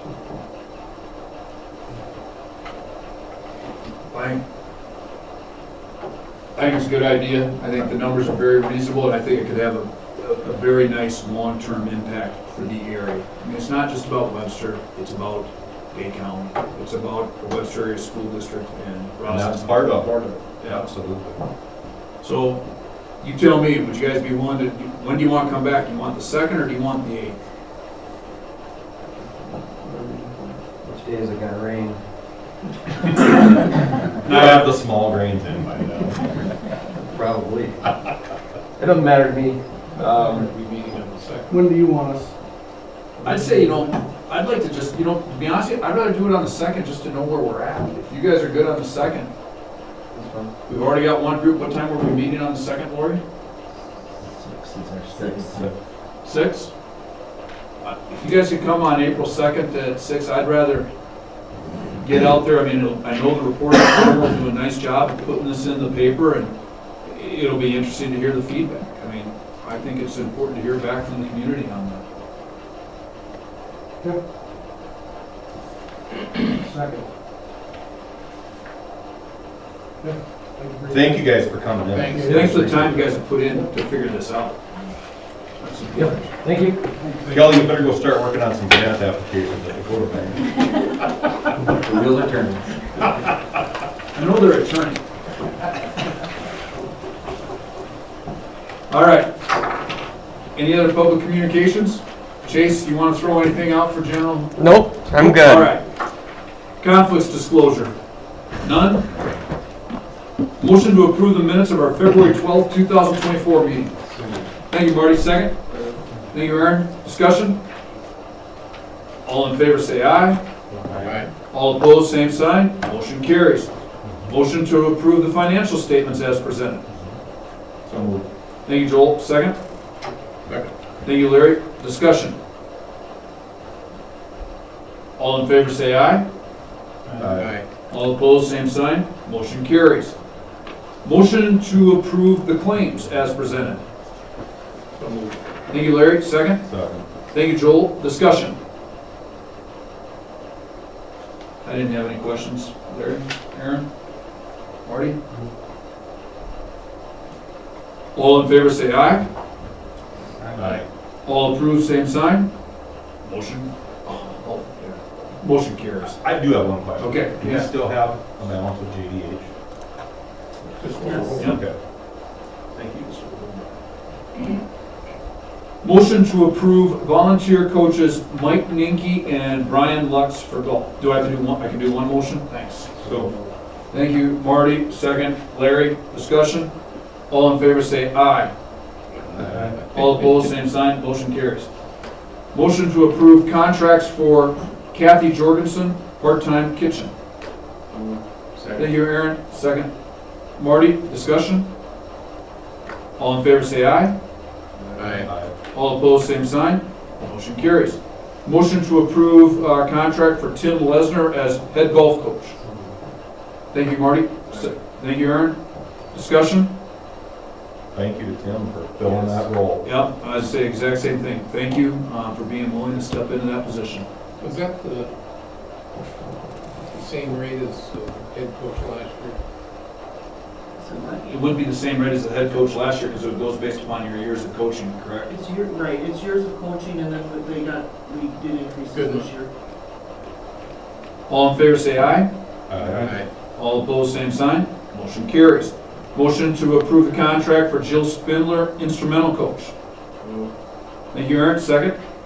Second. Thank you, Joel. Discussion? All in favor say aye. Aye. All opposed, same sign. Motion carries. Motion to approve the resignation of Kaylin Poole with football cheer. So moved. Thank you, Joel. Second. Thank you, Aaron. Discussion? I do have a letter here from Kaylin Poole. Dear Dr. Block, Mr. Bloom, and school board, please accept my resignation as football cheerleading advisor effective immediately. I've enjoyed my time as a team's coach and will miss the excitement coaching the girls under the Friday night lights. I am currently in the process of working towards my master's degree and will possibly be continuing education next fall. I unfortunately am not able to give the girls and the program the time they deserve. There are not enough hours in the day to give 100%, and the team and program deserve this. I am willing to help out this spring with tryouts or until a suitable replacement has been hired. Sincerely, Kaylin Poole. This is contingent. My motion is contingent. Contingent upon finding a replacement. All in favor say aye. Aye. All opposed, same sign. Motion carries. Motion to approve the resignation of Amber Lesner, second grade teacher. Thank you, Aaron. Second. Second. Thank you, Larry. Discussion? I have a letter here from Amber, Dear Webster Area School District, dated March 8th, 2024. Please accept this letter as my resignation from my position as a second grade teacher at Webster Elementary. I will be taking some time off from teaching to stay home and raise our children. Throughout maternity leave, we have spent time thinking about our next steps as a family. Despite the wonderful years I have spent teaching at Webster, I am excited to embark on a new challenge, being a stay-at-home mom. I cannot thank you enough for the joy the students, staff, and parents have given me these past years. Working here has been a great experience. I appreciate your support and understanding of our decision. I wish everyone the best. Sincerely, Amber Lesnar. I just say thank you very much, Amber. Appreciate everything you've done, and very nice letter, and wish you all the best, and I hope you have 7 kids coming to the Webster Area School District. I'm trying to support the Webster Area School District. Any other conversation? All in favor say aye. Aye. All opposed, same sign. Motion carries. Motion to accept the track project, accept a track project bid. We have to make the motion to have a Discussion. conversation. Yep. So moved. Thank you, Joel. Second. Thank you, Marty. Discussion. So, gentlemen, what you have here is, if you'll remember at our last meeting, we instructed Mr. Bloom to go ahead and get some quotes as to what it would take to resurface the track. He's done a nice job and put together a packet here along with the information from the 2 companies. I guess the packet kind of speaks for itself, and I know that Mr. Bloom isn't able to be here, but I guess we can just talk about what we want to do or what our thoughts are here.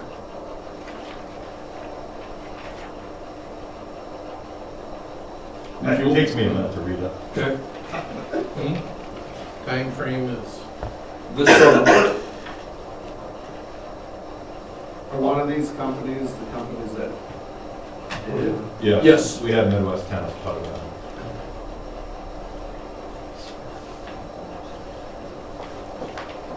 For the record, when I looked at it, I thought just do Midwest.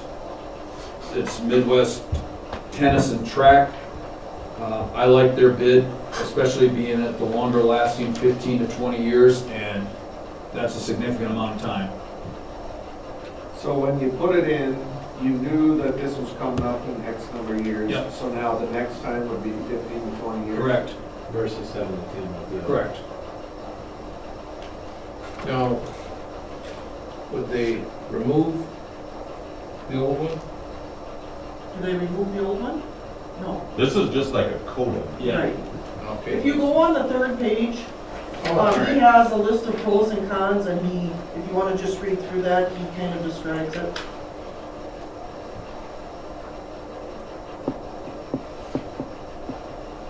So the other one lasts 7 to 10 years. Right, but it's apples and oranges. The These quotes. two that we're comparing? Yeah, Yes. they're not the same.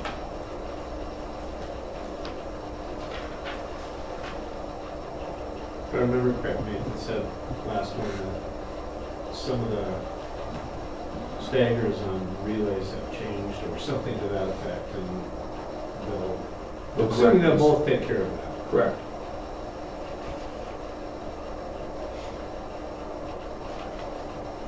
Well, I'm with the Midwest. I think, when you start looking timeline,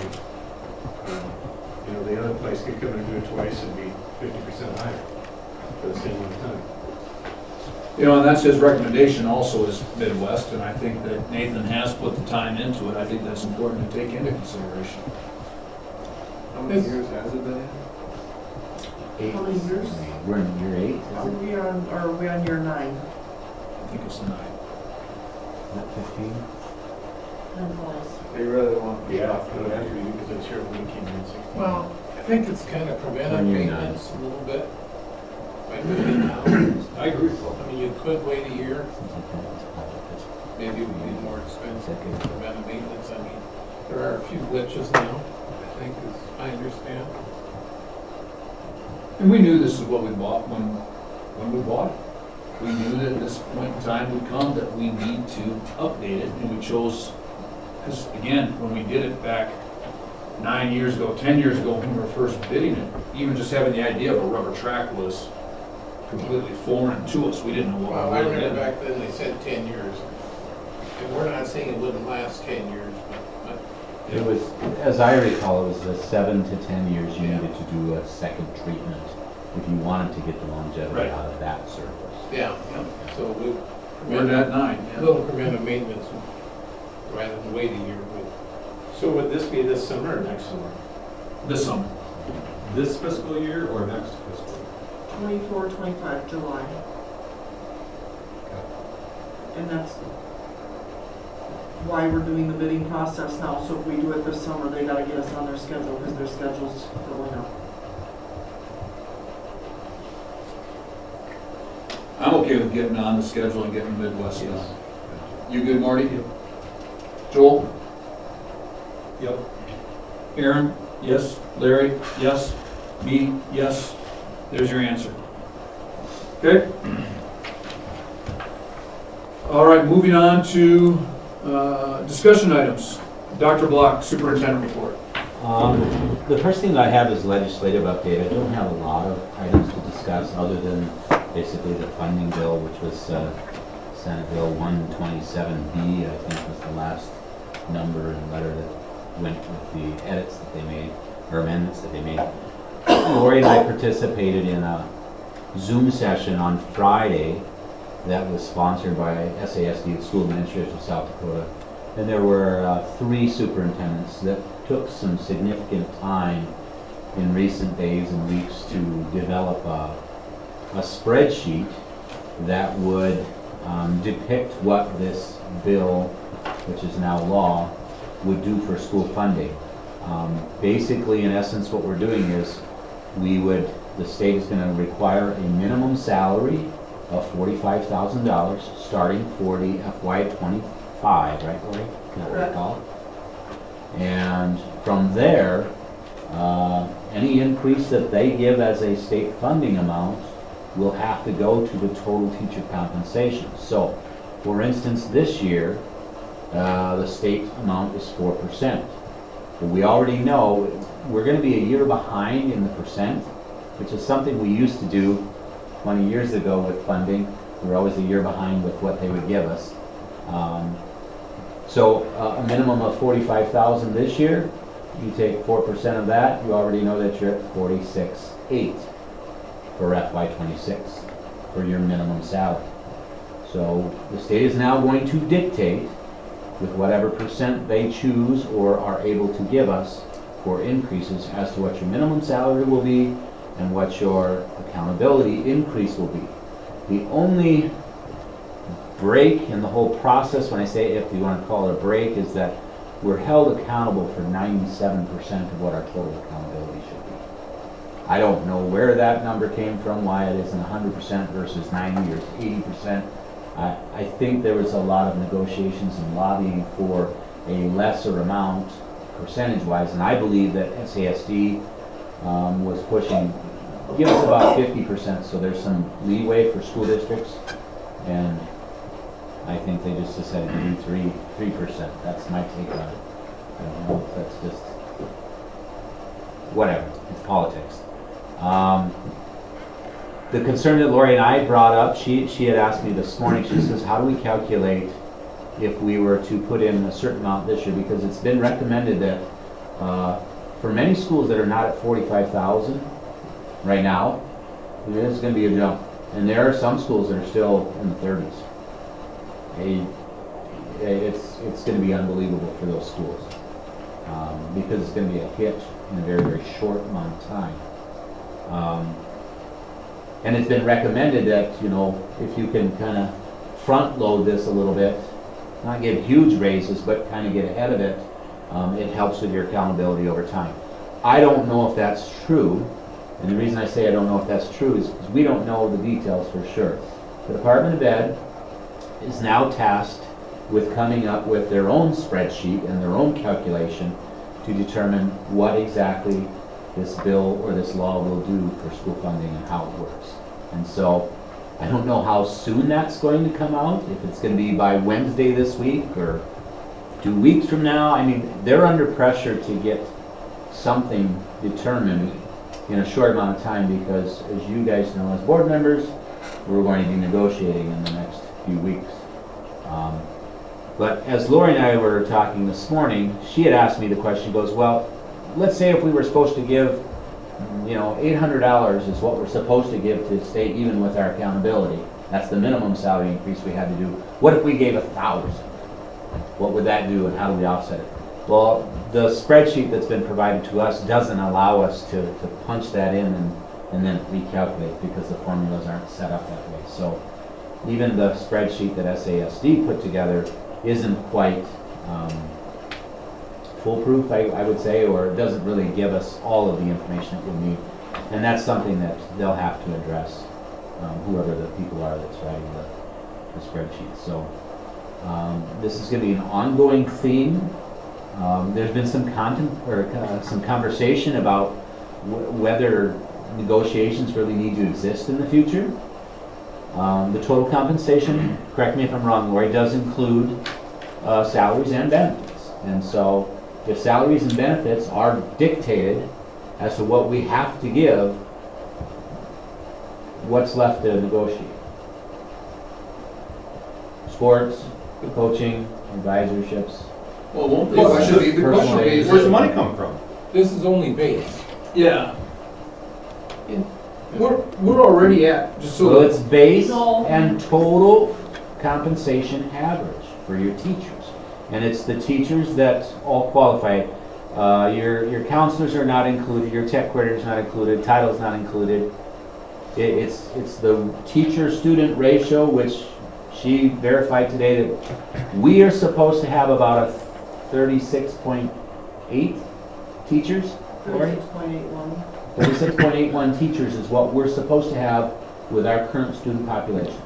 And we're about 1.5 over that. And so that 1.5 over is above and beyond the state funding that they suggest. This scenario that doesn't mean, if you meet accountability for the next year with staff and you do not have to give any raise, but you still meet accountability, the base would still, you'd have to give that raise. The minimum salary will go up every year, according to what the state requires. The existing.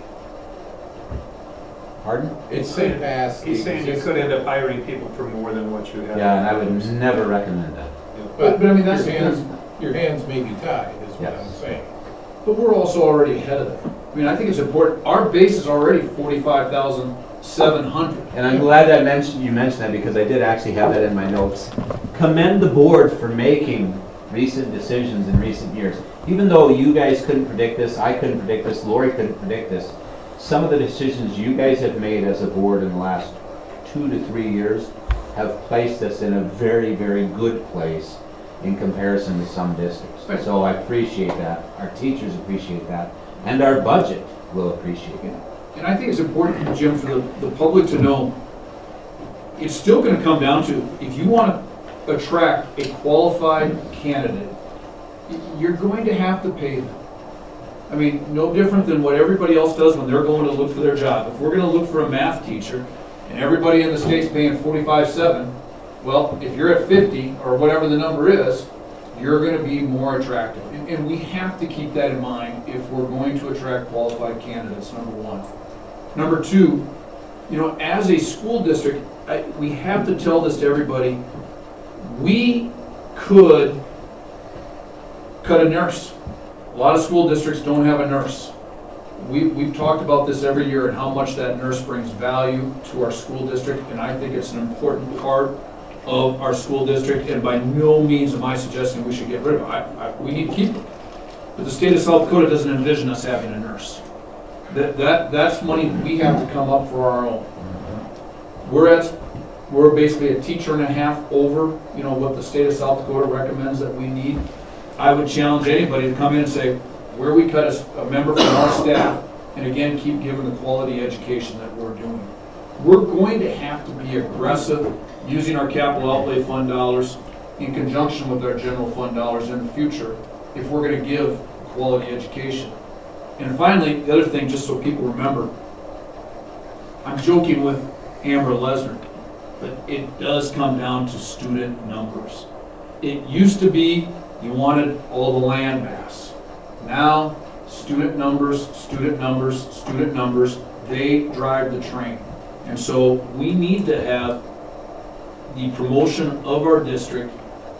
Everybody else around it is promoting their district to try to get kids to move to their districts. We need to be in that same business and promoting individuals to move back to our community, because that's what's going to keep Webster School District here in the next 10, 20, 30, 40, 50 years. So what happens to our general fund? I mean, if Pierre's going to give the 4% raise and it all goes to teachers' salaries, where do we make up the shortfalls in the general fund? Capital. I want to ask some questions here. Where does that money come from? Capital outlay. That's what people need to understand. I've got some numbers here, thanks to Lori. I'm going to go through them. So in 2017, the state gave us a 0.3% increase. We gave the teachers 3%. 2018, they gave us 1%. We gave 2.5%. 19, they gave us 2.5%. We gave 2.82. 2020, they gave us 2. We gave 4. 2021, they gave us 2.4. We gave 3.27. 22, they gave us 6. We gave 4.59. That's the only year that we actually gave less than what we received from the state. And in 23, we got 7, we gave 7.59. And we've been doing this right all along, but this is Christine Ohm getting political in Pierre again. She started when she took office, it's not my job to tell school boards what to pay the teachers, and guess what? She's decided that it's her job. And so all these general fund shortfalls, folks, are going to come from the local taxpayers. So the local taxpayers that are complaining to us every time we turn around, tell them to get involved in politics. I mean, this is political. Turned out, but what you're going to have to watch out for now is the voucher system. When that comes in, and I've been warning of that for years. That's You've heard that. Yep. And that's going to take that money. Yes. If Christie had another term, it would be, I shouldn't say that, but the voucher system's going to hurt. She's trying to fix a problem we don't have in Webster, and guess what? Now we're going to pay for it. That's essentially what,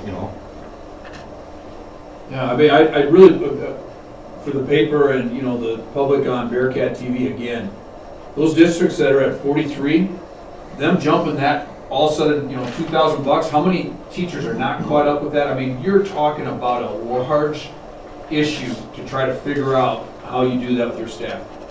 We don't have those problems. We're ahead of the curve. We're just gonna have to be smart again on how we do things going forward. We're in a good spot. But they're not making it easy on us. No.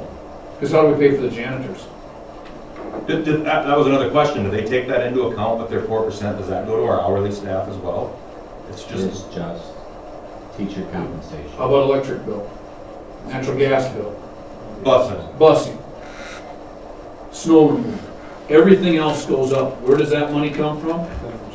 Health, local effort. There's our rant. That's all I have for legislative update. There are a few other bills that passed, but it's anything that we can't discuss in the future. Activities and testing coming up. We've obviously finished our winter activities. We have testing coming up in April for the Smarter Balanced Assessment. Grades 3 through 8 are testing the week of 8th through the 12th. Actually, it's 8th through the 11th because we don't have school on the 12th. And then the juniors are testing on the 17th. We do our best to have 100% participation. We don't always get it, but we try to. So when I say that, if there are students that are absent, the testing window is longer than what we're actually getting. So we may ask students, if they're absent, they will make up tests during some times during the day that they're not in core courses, things like that. So that's coming. The calendar, teacher in service is the only thing I want to mention. We do have in service this Friday. We have a very brief scheduled amount, so the majority of it's going to be teacher work time. We are going to discuss literacy framework, and we'll also have some training for those who administer the test for Smarter Balanced Assessment. And then there will be work time for the staff on Friday. The April in-service, I was reminded at our staff meeting last week, and it's really unfortunate that I forgot about this, but our teachers did some online employee training last fall, and then they also did some online training for youth mental health, and the equivalency of that was a full day's worth of time. And so in order to allow them to do that, what we were going to do was trade one of the in-service dates. Well, I forgot about that, and I was thinking, well, what are we going to schedule for April? And then somebody at my staff said, do we have to come on April? I thought we had built up those hours. Went back and looked, and indeed we did actually fulfill those. So on April 12th, that's the day of our prom, there is an in-service scheduled that day, but technically our teachers have fulfilled the hours during that time. So if they're here, great. If they're not, it's not a big deal because they don't have to be, if that makes sense. I just wanted you to be aware of that if you're wondering. And then it also reminds us not to plan something or schedule something when the teachers aren't going to be here anyway. Scheduling and registration for the high school is underway. Chelsea Larson has completed the schedule for next year. She has already worked with a couple of grade levels in scheduling some classes. A couple of tweaks after, I think she had some of the freshmen, the 8th graders going into the freshman year. She had to tweak a few things. But that's underway. Good for parents to know. We are scheduling. Sometimes your children won't say anything to you. We don't usually send out a message and say we're registering on these days. It's stuff that we do in-house. But as a parent, you may want to know that your high school kid is registering. Middle school doesn't really have a lot of options. They get placed into the classes that they're assigned to. So, and then I wanted to mention the CTE remodel open house. We tentatively last month scheduled Thursday, April 25th as that date.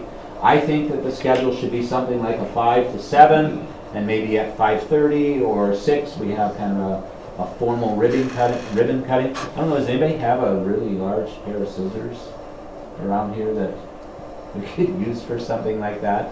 I didn't know who to contact, but I would assume there's been something like that around here. I talked to the Chamber of the Development Corporation. They might have had something back in the day. Yeah. Josh Wagner might have some of the Conservation District. CTE wing, should we have like a chainsaw? You know? That's a good one. So, and I still would like for us to maybe consider some sort of a food thing. If you guys have suggestions or ideas or something, I'd like to do something like that. And absolutely, I'd really like to see if we could do something, especially with that kitchen. Just showing it come out of there. I mean, I think that thing's phenomenal. Yeah. The kitchen's been used actually quite a bit in recent times. Hannah's actually, tomorrow she will be basically viewing what the Pro Start state competition is with another local school that's got some kids that qualified. She asked if she could attend, and I said, yeah, go and learn. They are planning to go to a culinary, is it a competition as well? It is a competition, April 18th. It's in Marshall. It is 2 hours away, but we'll probably take like the mid bus and the suburban, so there's not a ton of cost for transportation, but they're going to participate in that as well. And Mr. Case was a guest chef last week. So and were I was you. a guest chef about 4 weeks ago, and so it's just kind of neat. She has a class of 18 with the culinary first block, and they're just like little ants. They all know where everything is, and it just Ants in runs the kitchen really, usually really. not Yeah, that's not a good one, is it? They work well in the kitchen. I should say that. They know, yeah. And so we're looking at finalizing some ideas on that. Unless you have some questions for me on something else, we'll discuss building and grounds a little bit later. So. Sounds good. Anything else for Dr. Block? Thank you, Dr. Block. We go to NESC. Oh, excuse me, Mr. Case, principal report, right over here. Sure, I'll give you a little bit of information. Sounds good. We had our preschool, pre-kindergarten, and kindergarten registration recently, and we have awesome news. Why is it awesome news? Because we have a huge kindergarten class coming in. Right now, we are sitting at 52 for the incoming kindergarten class.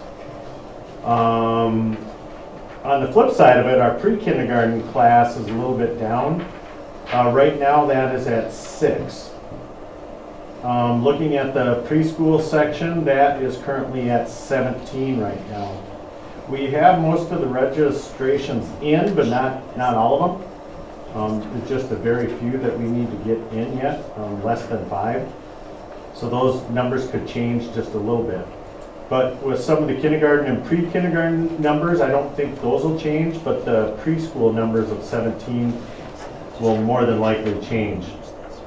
Keep in mind with the preschool numbers, we do not find out from the Head Start until sometimes June and late July sometimes as to who they accept in the Head Start. So those numbers that they accept in the Head Start would come out of our preschool program. So it wouldn't change the pre-kindergarten program, which is 5-year-olds, and the kindergarten program, which remember is 5-year-olds. So our preschool program, remember, is for 4-year-olds. So like I said, that number will more than likely come down a little bit.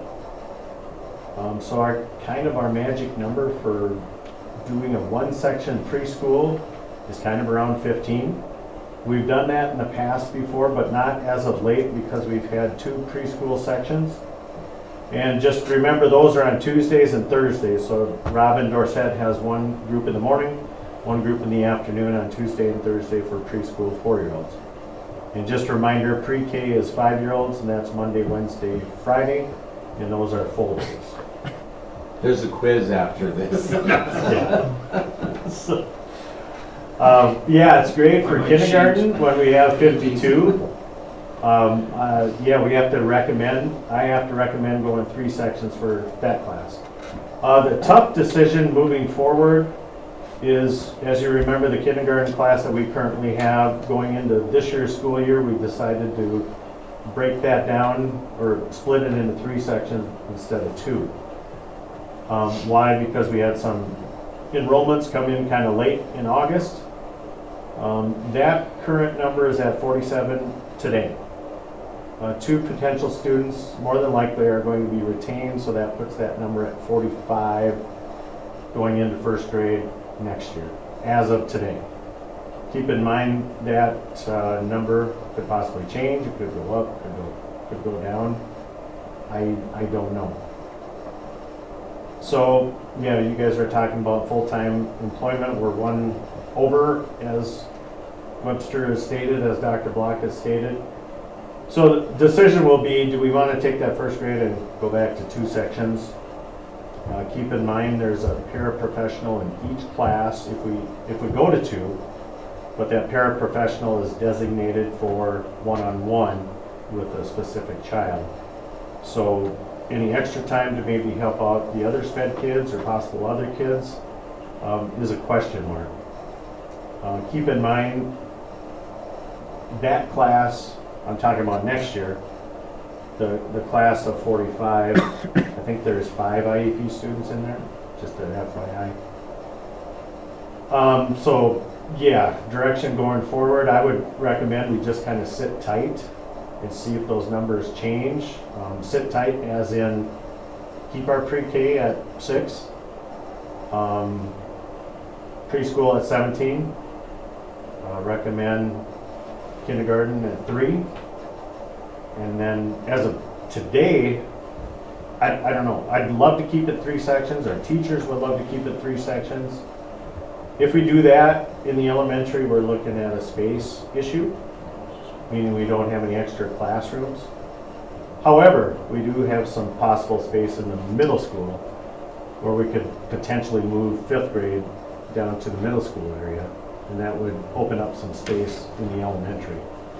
So if we move a couple classrooms like 5th grade down to middle school, then we probably have to move the counselor somewhere else.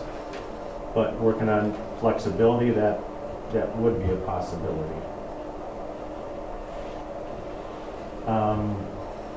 Yeah, a whole lot to chew there. Dr. Black did hand some numbers out where you can look on the sheet where there's current numbers. I just wanted a visual for you. This chart shows where it says September of 23, that is actually our actual count on September 29th of 2023. So those were actual numbers that were used for Lori's budgeting purposes.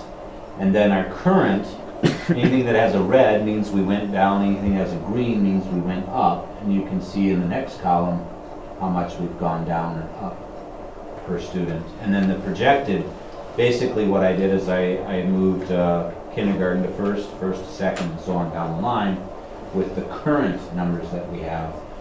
And then adding in our projected kindergarten class. So you get an idea of how many we're graduating and how many we're bringing in, plus the changes over the years. So yeah, I think it's as accurate of a picture as we can show you as of today. You know, Jim, I mean, it's good to put out there these numbers because so many times I think people, again, they judge the health of the school and the community on the number of kids. And you know, next year's kindergarten class, 52 kids. Next year's 1st grade class, 45 kids. Next year's 2nd grade class, 42 kids. Those are great numbers. Yeah. Really solid numbers. Webster hasn't had those type of numbers coming up in a while. I can tell you Britain has fewer than 20 in kindergarten next year. I don't know where they're at, but I was just like, what? We have 50. So based on these numbers, as of September 23rd, or September of 23, we had 515 kids. And our projected is 530. Our September 23rd number was 534. Okay. That's what our state aid was based on, was 534. I think we might be at 536. Where would I be missing numbers? I mean, I'd triple check these numbers. I'm not. Yeah. State. What was the state aid number? 534. 534. 534. Was that based on average though, Lori, or is that an actual? No, that was the actual count date on whatever the last Friday. Because I took these from. I had Karen print that report as of September 29th. Are there any special ed that would be out of district that would be?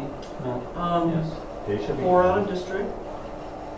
That might be it right there. No, that was 3. Or they wouldn't it was count 3 them. at that time. Yeah. I'll have to double check the numbers. Good question. I just took them from the report from Infinite Campus as of that particular date, so. All right, Mr. Case, anything else? One thing I forgot to share, one crazy thought that I had was having that pre-K at 6, kind of a small class. I looked at the preschoolers, and there are some kiddos that turn 5 in the fall, so it might potentially be worthwhile to include them, the 4-year-olds, with the 5-year-olds, and make that a little bit larger class. Because if you think about it, more than likely those kids will move on. They'll be in the same kindergarten class anyhow. So it all depends on how many we lose going into the Head Start. But we, like I said, we won't find that out until the summer.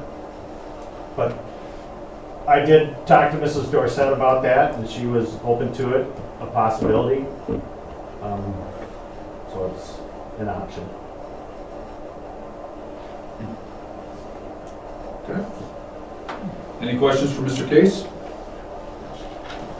NESC.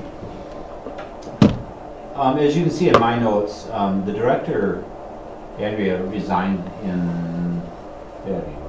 Yes. She resigned last month, and they are in the process of hiring a new director, which I am on the steering committee, so on Wednesday, I will actually be participating as one of the participants for interviewing the candidates that we have. We have 6 candidates, we're interviewing 4, and so there'll be somebody new for the process next year.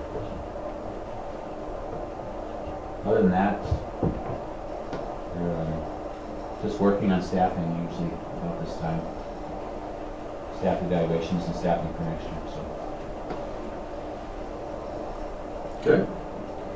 Buildings and grounds. So I have project updates listed here on the fire inspection. I am just about complete with that. We do have a couple of sizable things that may have to wait until we have some time this summer to do them. Nothing major. Sprinkler inspection in the elementary was one of our severe categories, and technically it should have been inspected in September. And I think what had happened is that company had contacted us, and we said, well, we're under construction, this and that. And then they just said, you know what, we'll wait until a certain date, and then they never came back. It's not anything that Lori or I typically call and say, hey, you guys need to come and inspect. We are on their schedule, and they normally do it. Well, they didn't. And so when the fire inspector came, we were actually a year and 4 months behind on our inspection. So that has since been done. I contacted them immediately after we found that it wasn't completed. And they came within about a 3-week span and took care of it. One of the things that we did find out about, the maintenance room in the middle school had a sprinkler system that was hooked up to domestic water. That'd be like our regular water that we use on a daily basis. And there was some question about whether that was legal. Well, it was legal when it was installed. And since we've disrupted that room and it's actually almost doubled in size, that sprinkler system is no longer allowable for its size and domestic water. So we're going to have to address additional fire sensors and heat sensors in that particular room. There's also an issue with that room. It's where the flex classroom is. It's where the middle school science lab used to be. Everything is complete on the flex classroom side.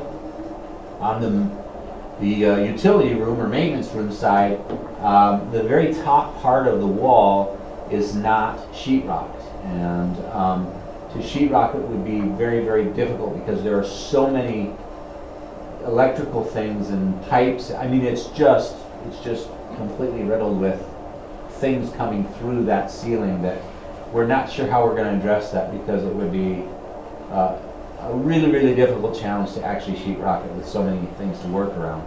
So we don't know if we can put in a false ceiling. We don't know if we can do something else, but we're trying to figure out what that solution needs to be. But the fire inspector did say something has to be done with that.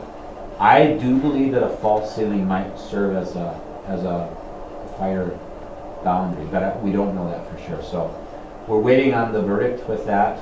Patty Munson has looked into it, but we don't have an answer yet on that. The boiler room on our end, where the old office used to be in the high school, that still has some issues.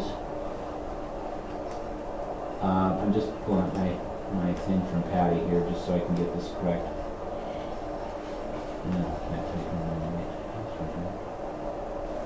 The boiler room is not fire rated with the double sheetrock in the ceiling, and we found that out in this construction. It was supposed to be in 2005 when the building was built, and we have learned that it's not.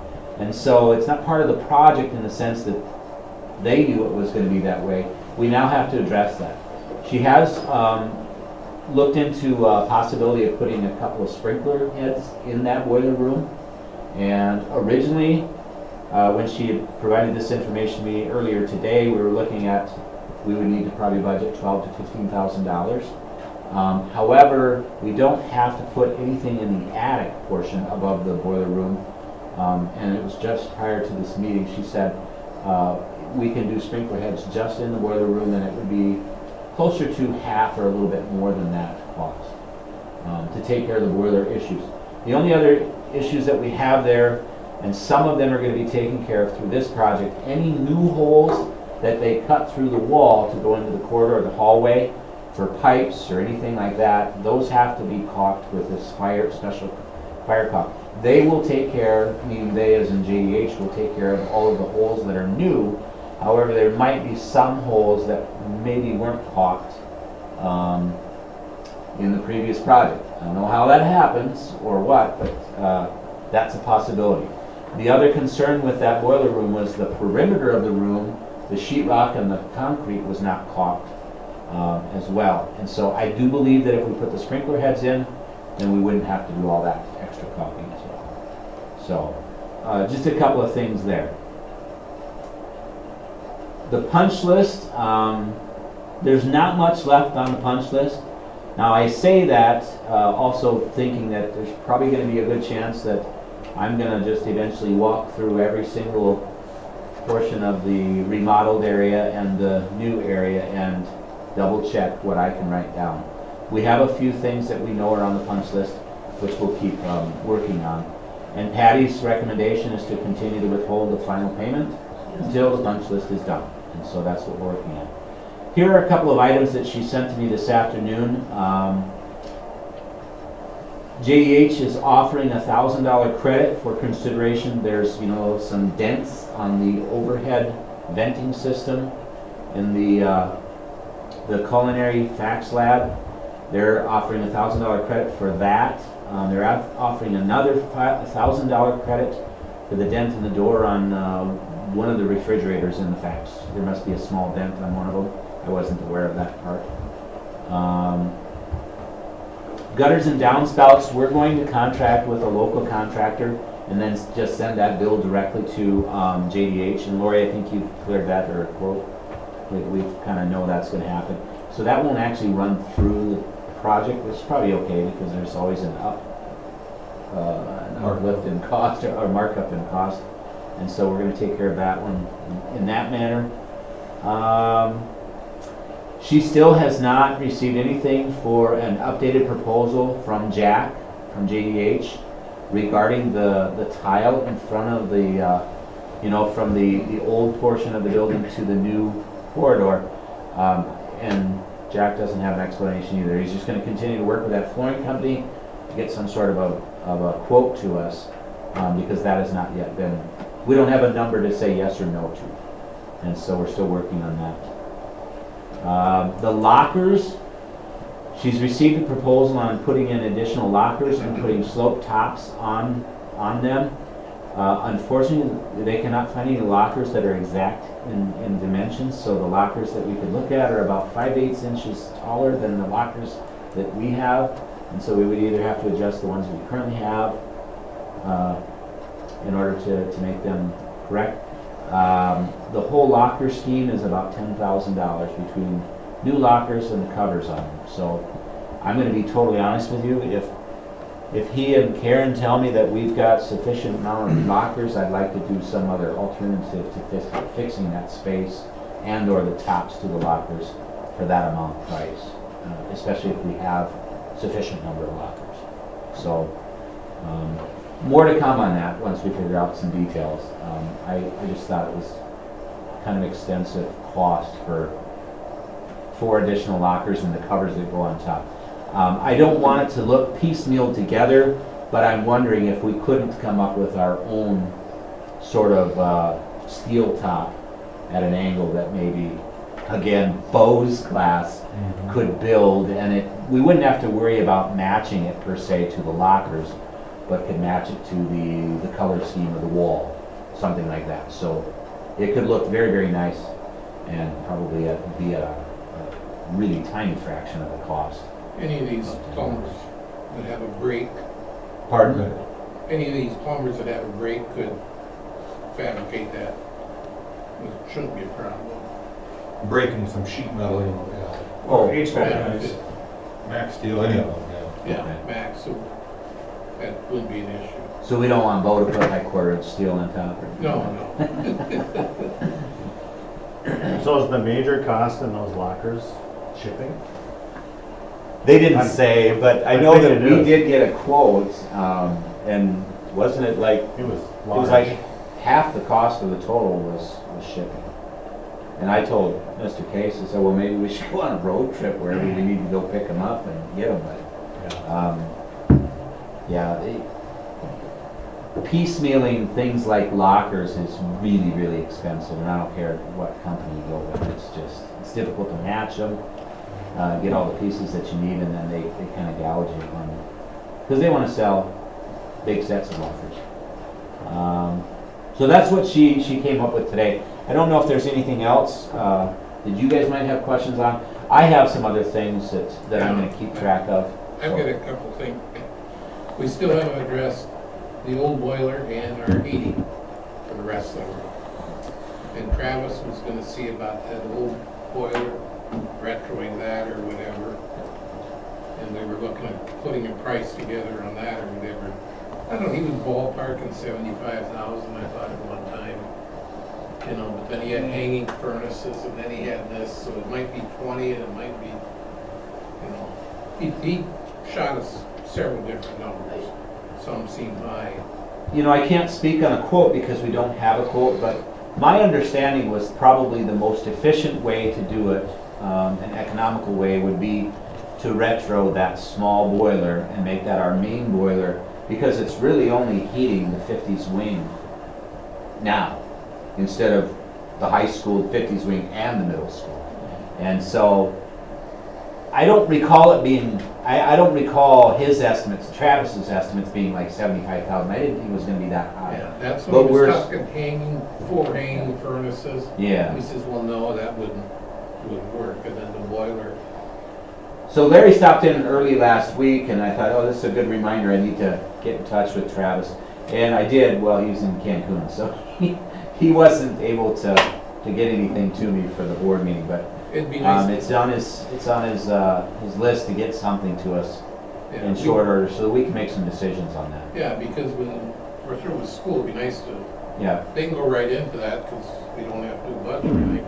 We already have it there. As a completion of this particular project, if we can move forward prior to July 1, I would prefer let's do that as a completion, but it can be either way, depending on the time. And then there's a few small things, if we're gonna do shrubs out here or anything, and some of the grass and some of that, to wrap that up, you know, that would be nice.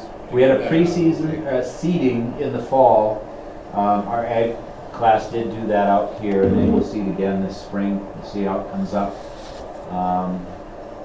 So the grass part, but we haven't done anything for any sort of Shrubbery or landscaping or shrubs or anything like that. And then, hate to bring this up, but is there any demo on that wing or anything, doing something with that? Are we looking at anything at that at this time, part of the project? The entire 50s wing? Yeah, anything at all, or whatever. In my opinion, where we sit today, we figure out how to temp heat the wrestling room and we turn the rest into cold storage. You know, Yeah. nobody's come forward with a plan and I was just looking, if we have monies left, whatever, in order, you mentioned budget, and I said, well, we really didn't budget, you know, we borrowed X dollars and what we can get done. And I'm just looking to get done as much as we can with what we have, Sure. you know, and get it wrapped up. Completion of this project before we move on to other. Bingo. So we don't have to deal with that down the road, and we don't have to rebudget or anything. It'd be nice to have Jack finish some of that before open house, if we could pressure him on that. I don't imagine that. The trailer, I believe, is gonna be moved out this week, and then there are some temporary fence pieces that are over by the ramp. Those will be removed when they take that trailer. That was the report. They plan to get the trailer out of here this And then week. the fence to the south, we've got a couple posts put So in. I'm not sure what happened with that, because we had Todd Sandel working with us with all our fencing, and he did a great job in the areas. Did we say we were gonna do something with that ourselves? I thought we were gonna just have him finish it and. I thought we were too. That's something Bo could do, I would think. Drop it, cement a couple posts in it.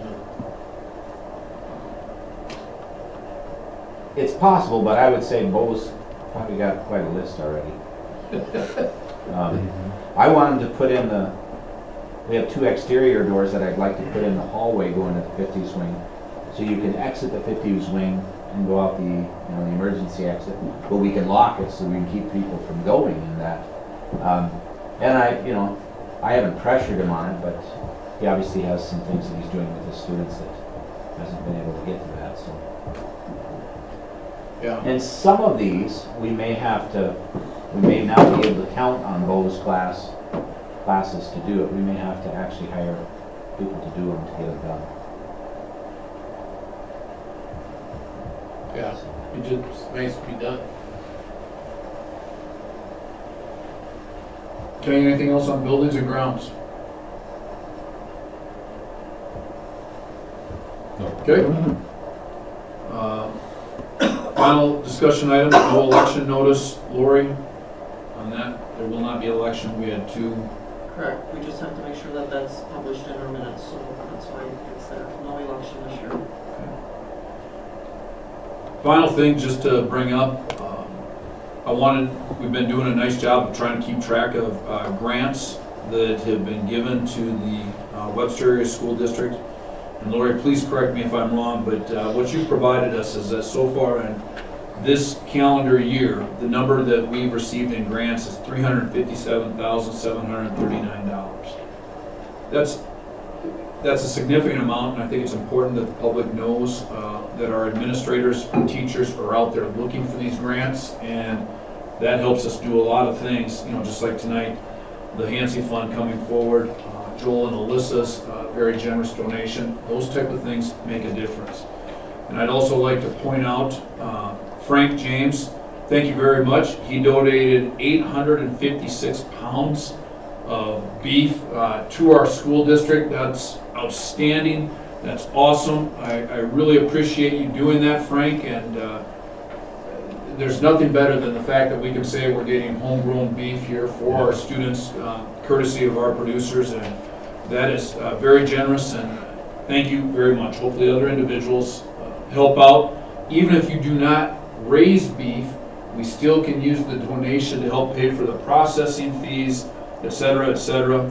I know that we received some other donations here this last month that helps with different things that we do in our food program, and those individuals remain anonymous, but just really outstanding on behalf of our community, so thank you. With that being said, I think our next meeting is April 8th, well, excuse me, 2nd, sorry, 6 p.m., and then our regular board meeting, April 8th, 6 p.m. We need to have executive session for administration, evaluation / personnel, so if I can have a motion to move into executive session. Thank you.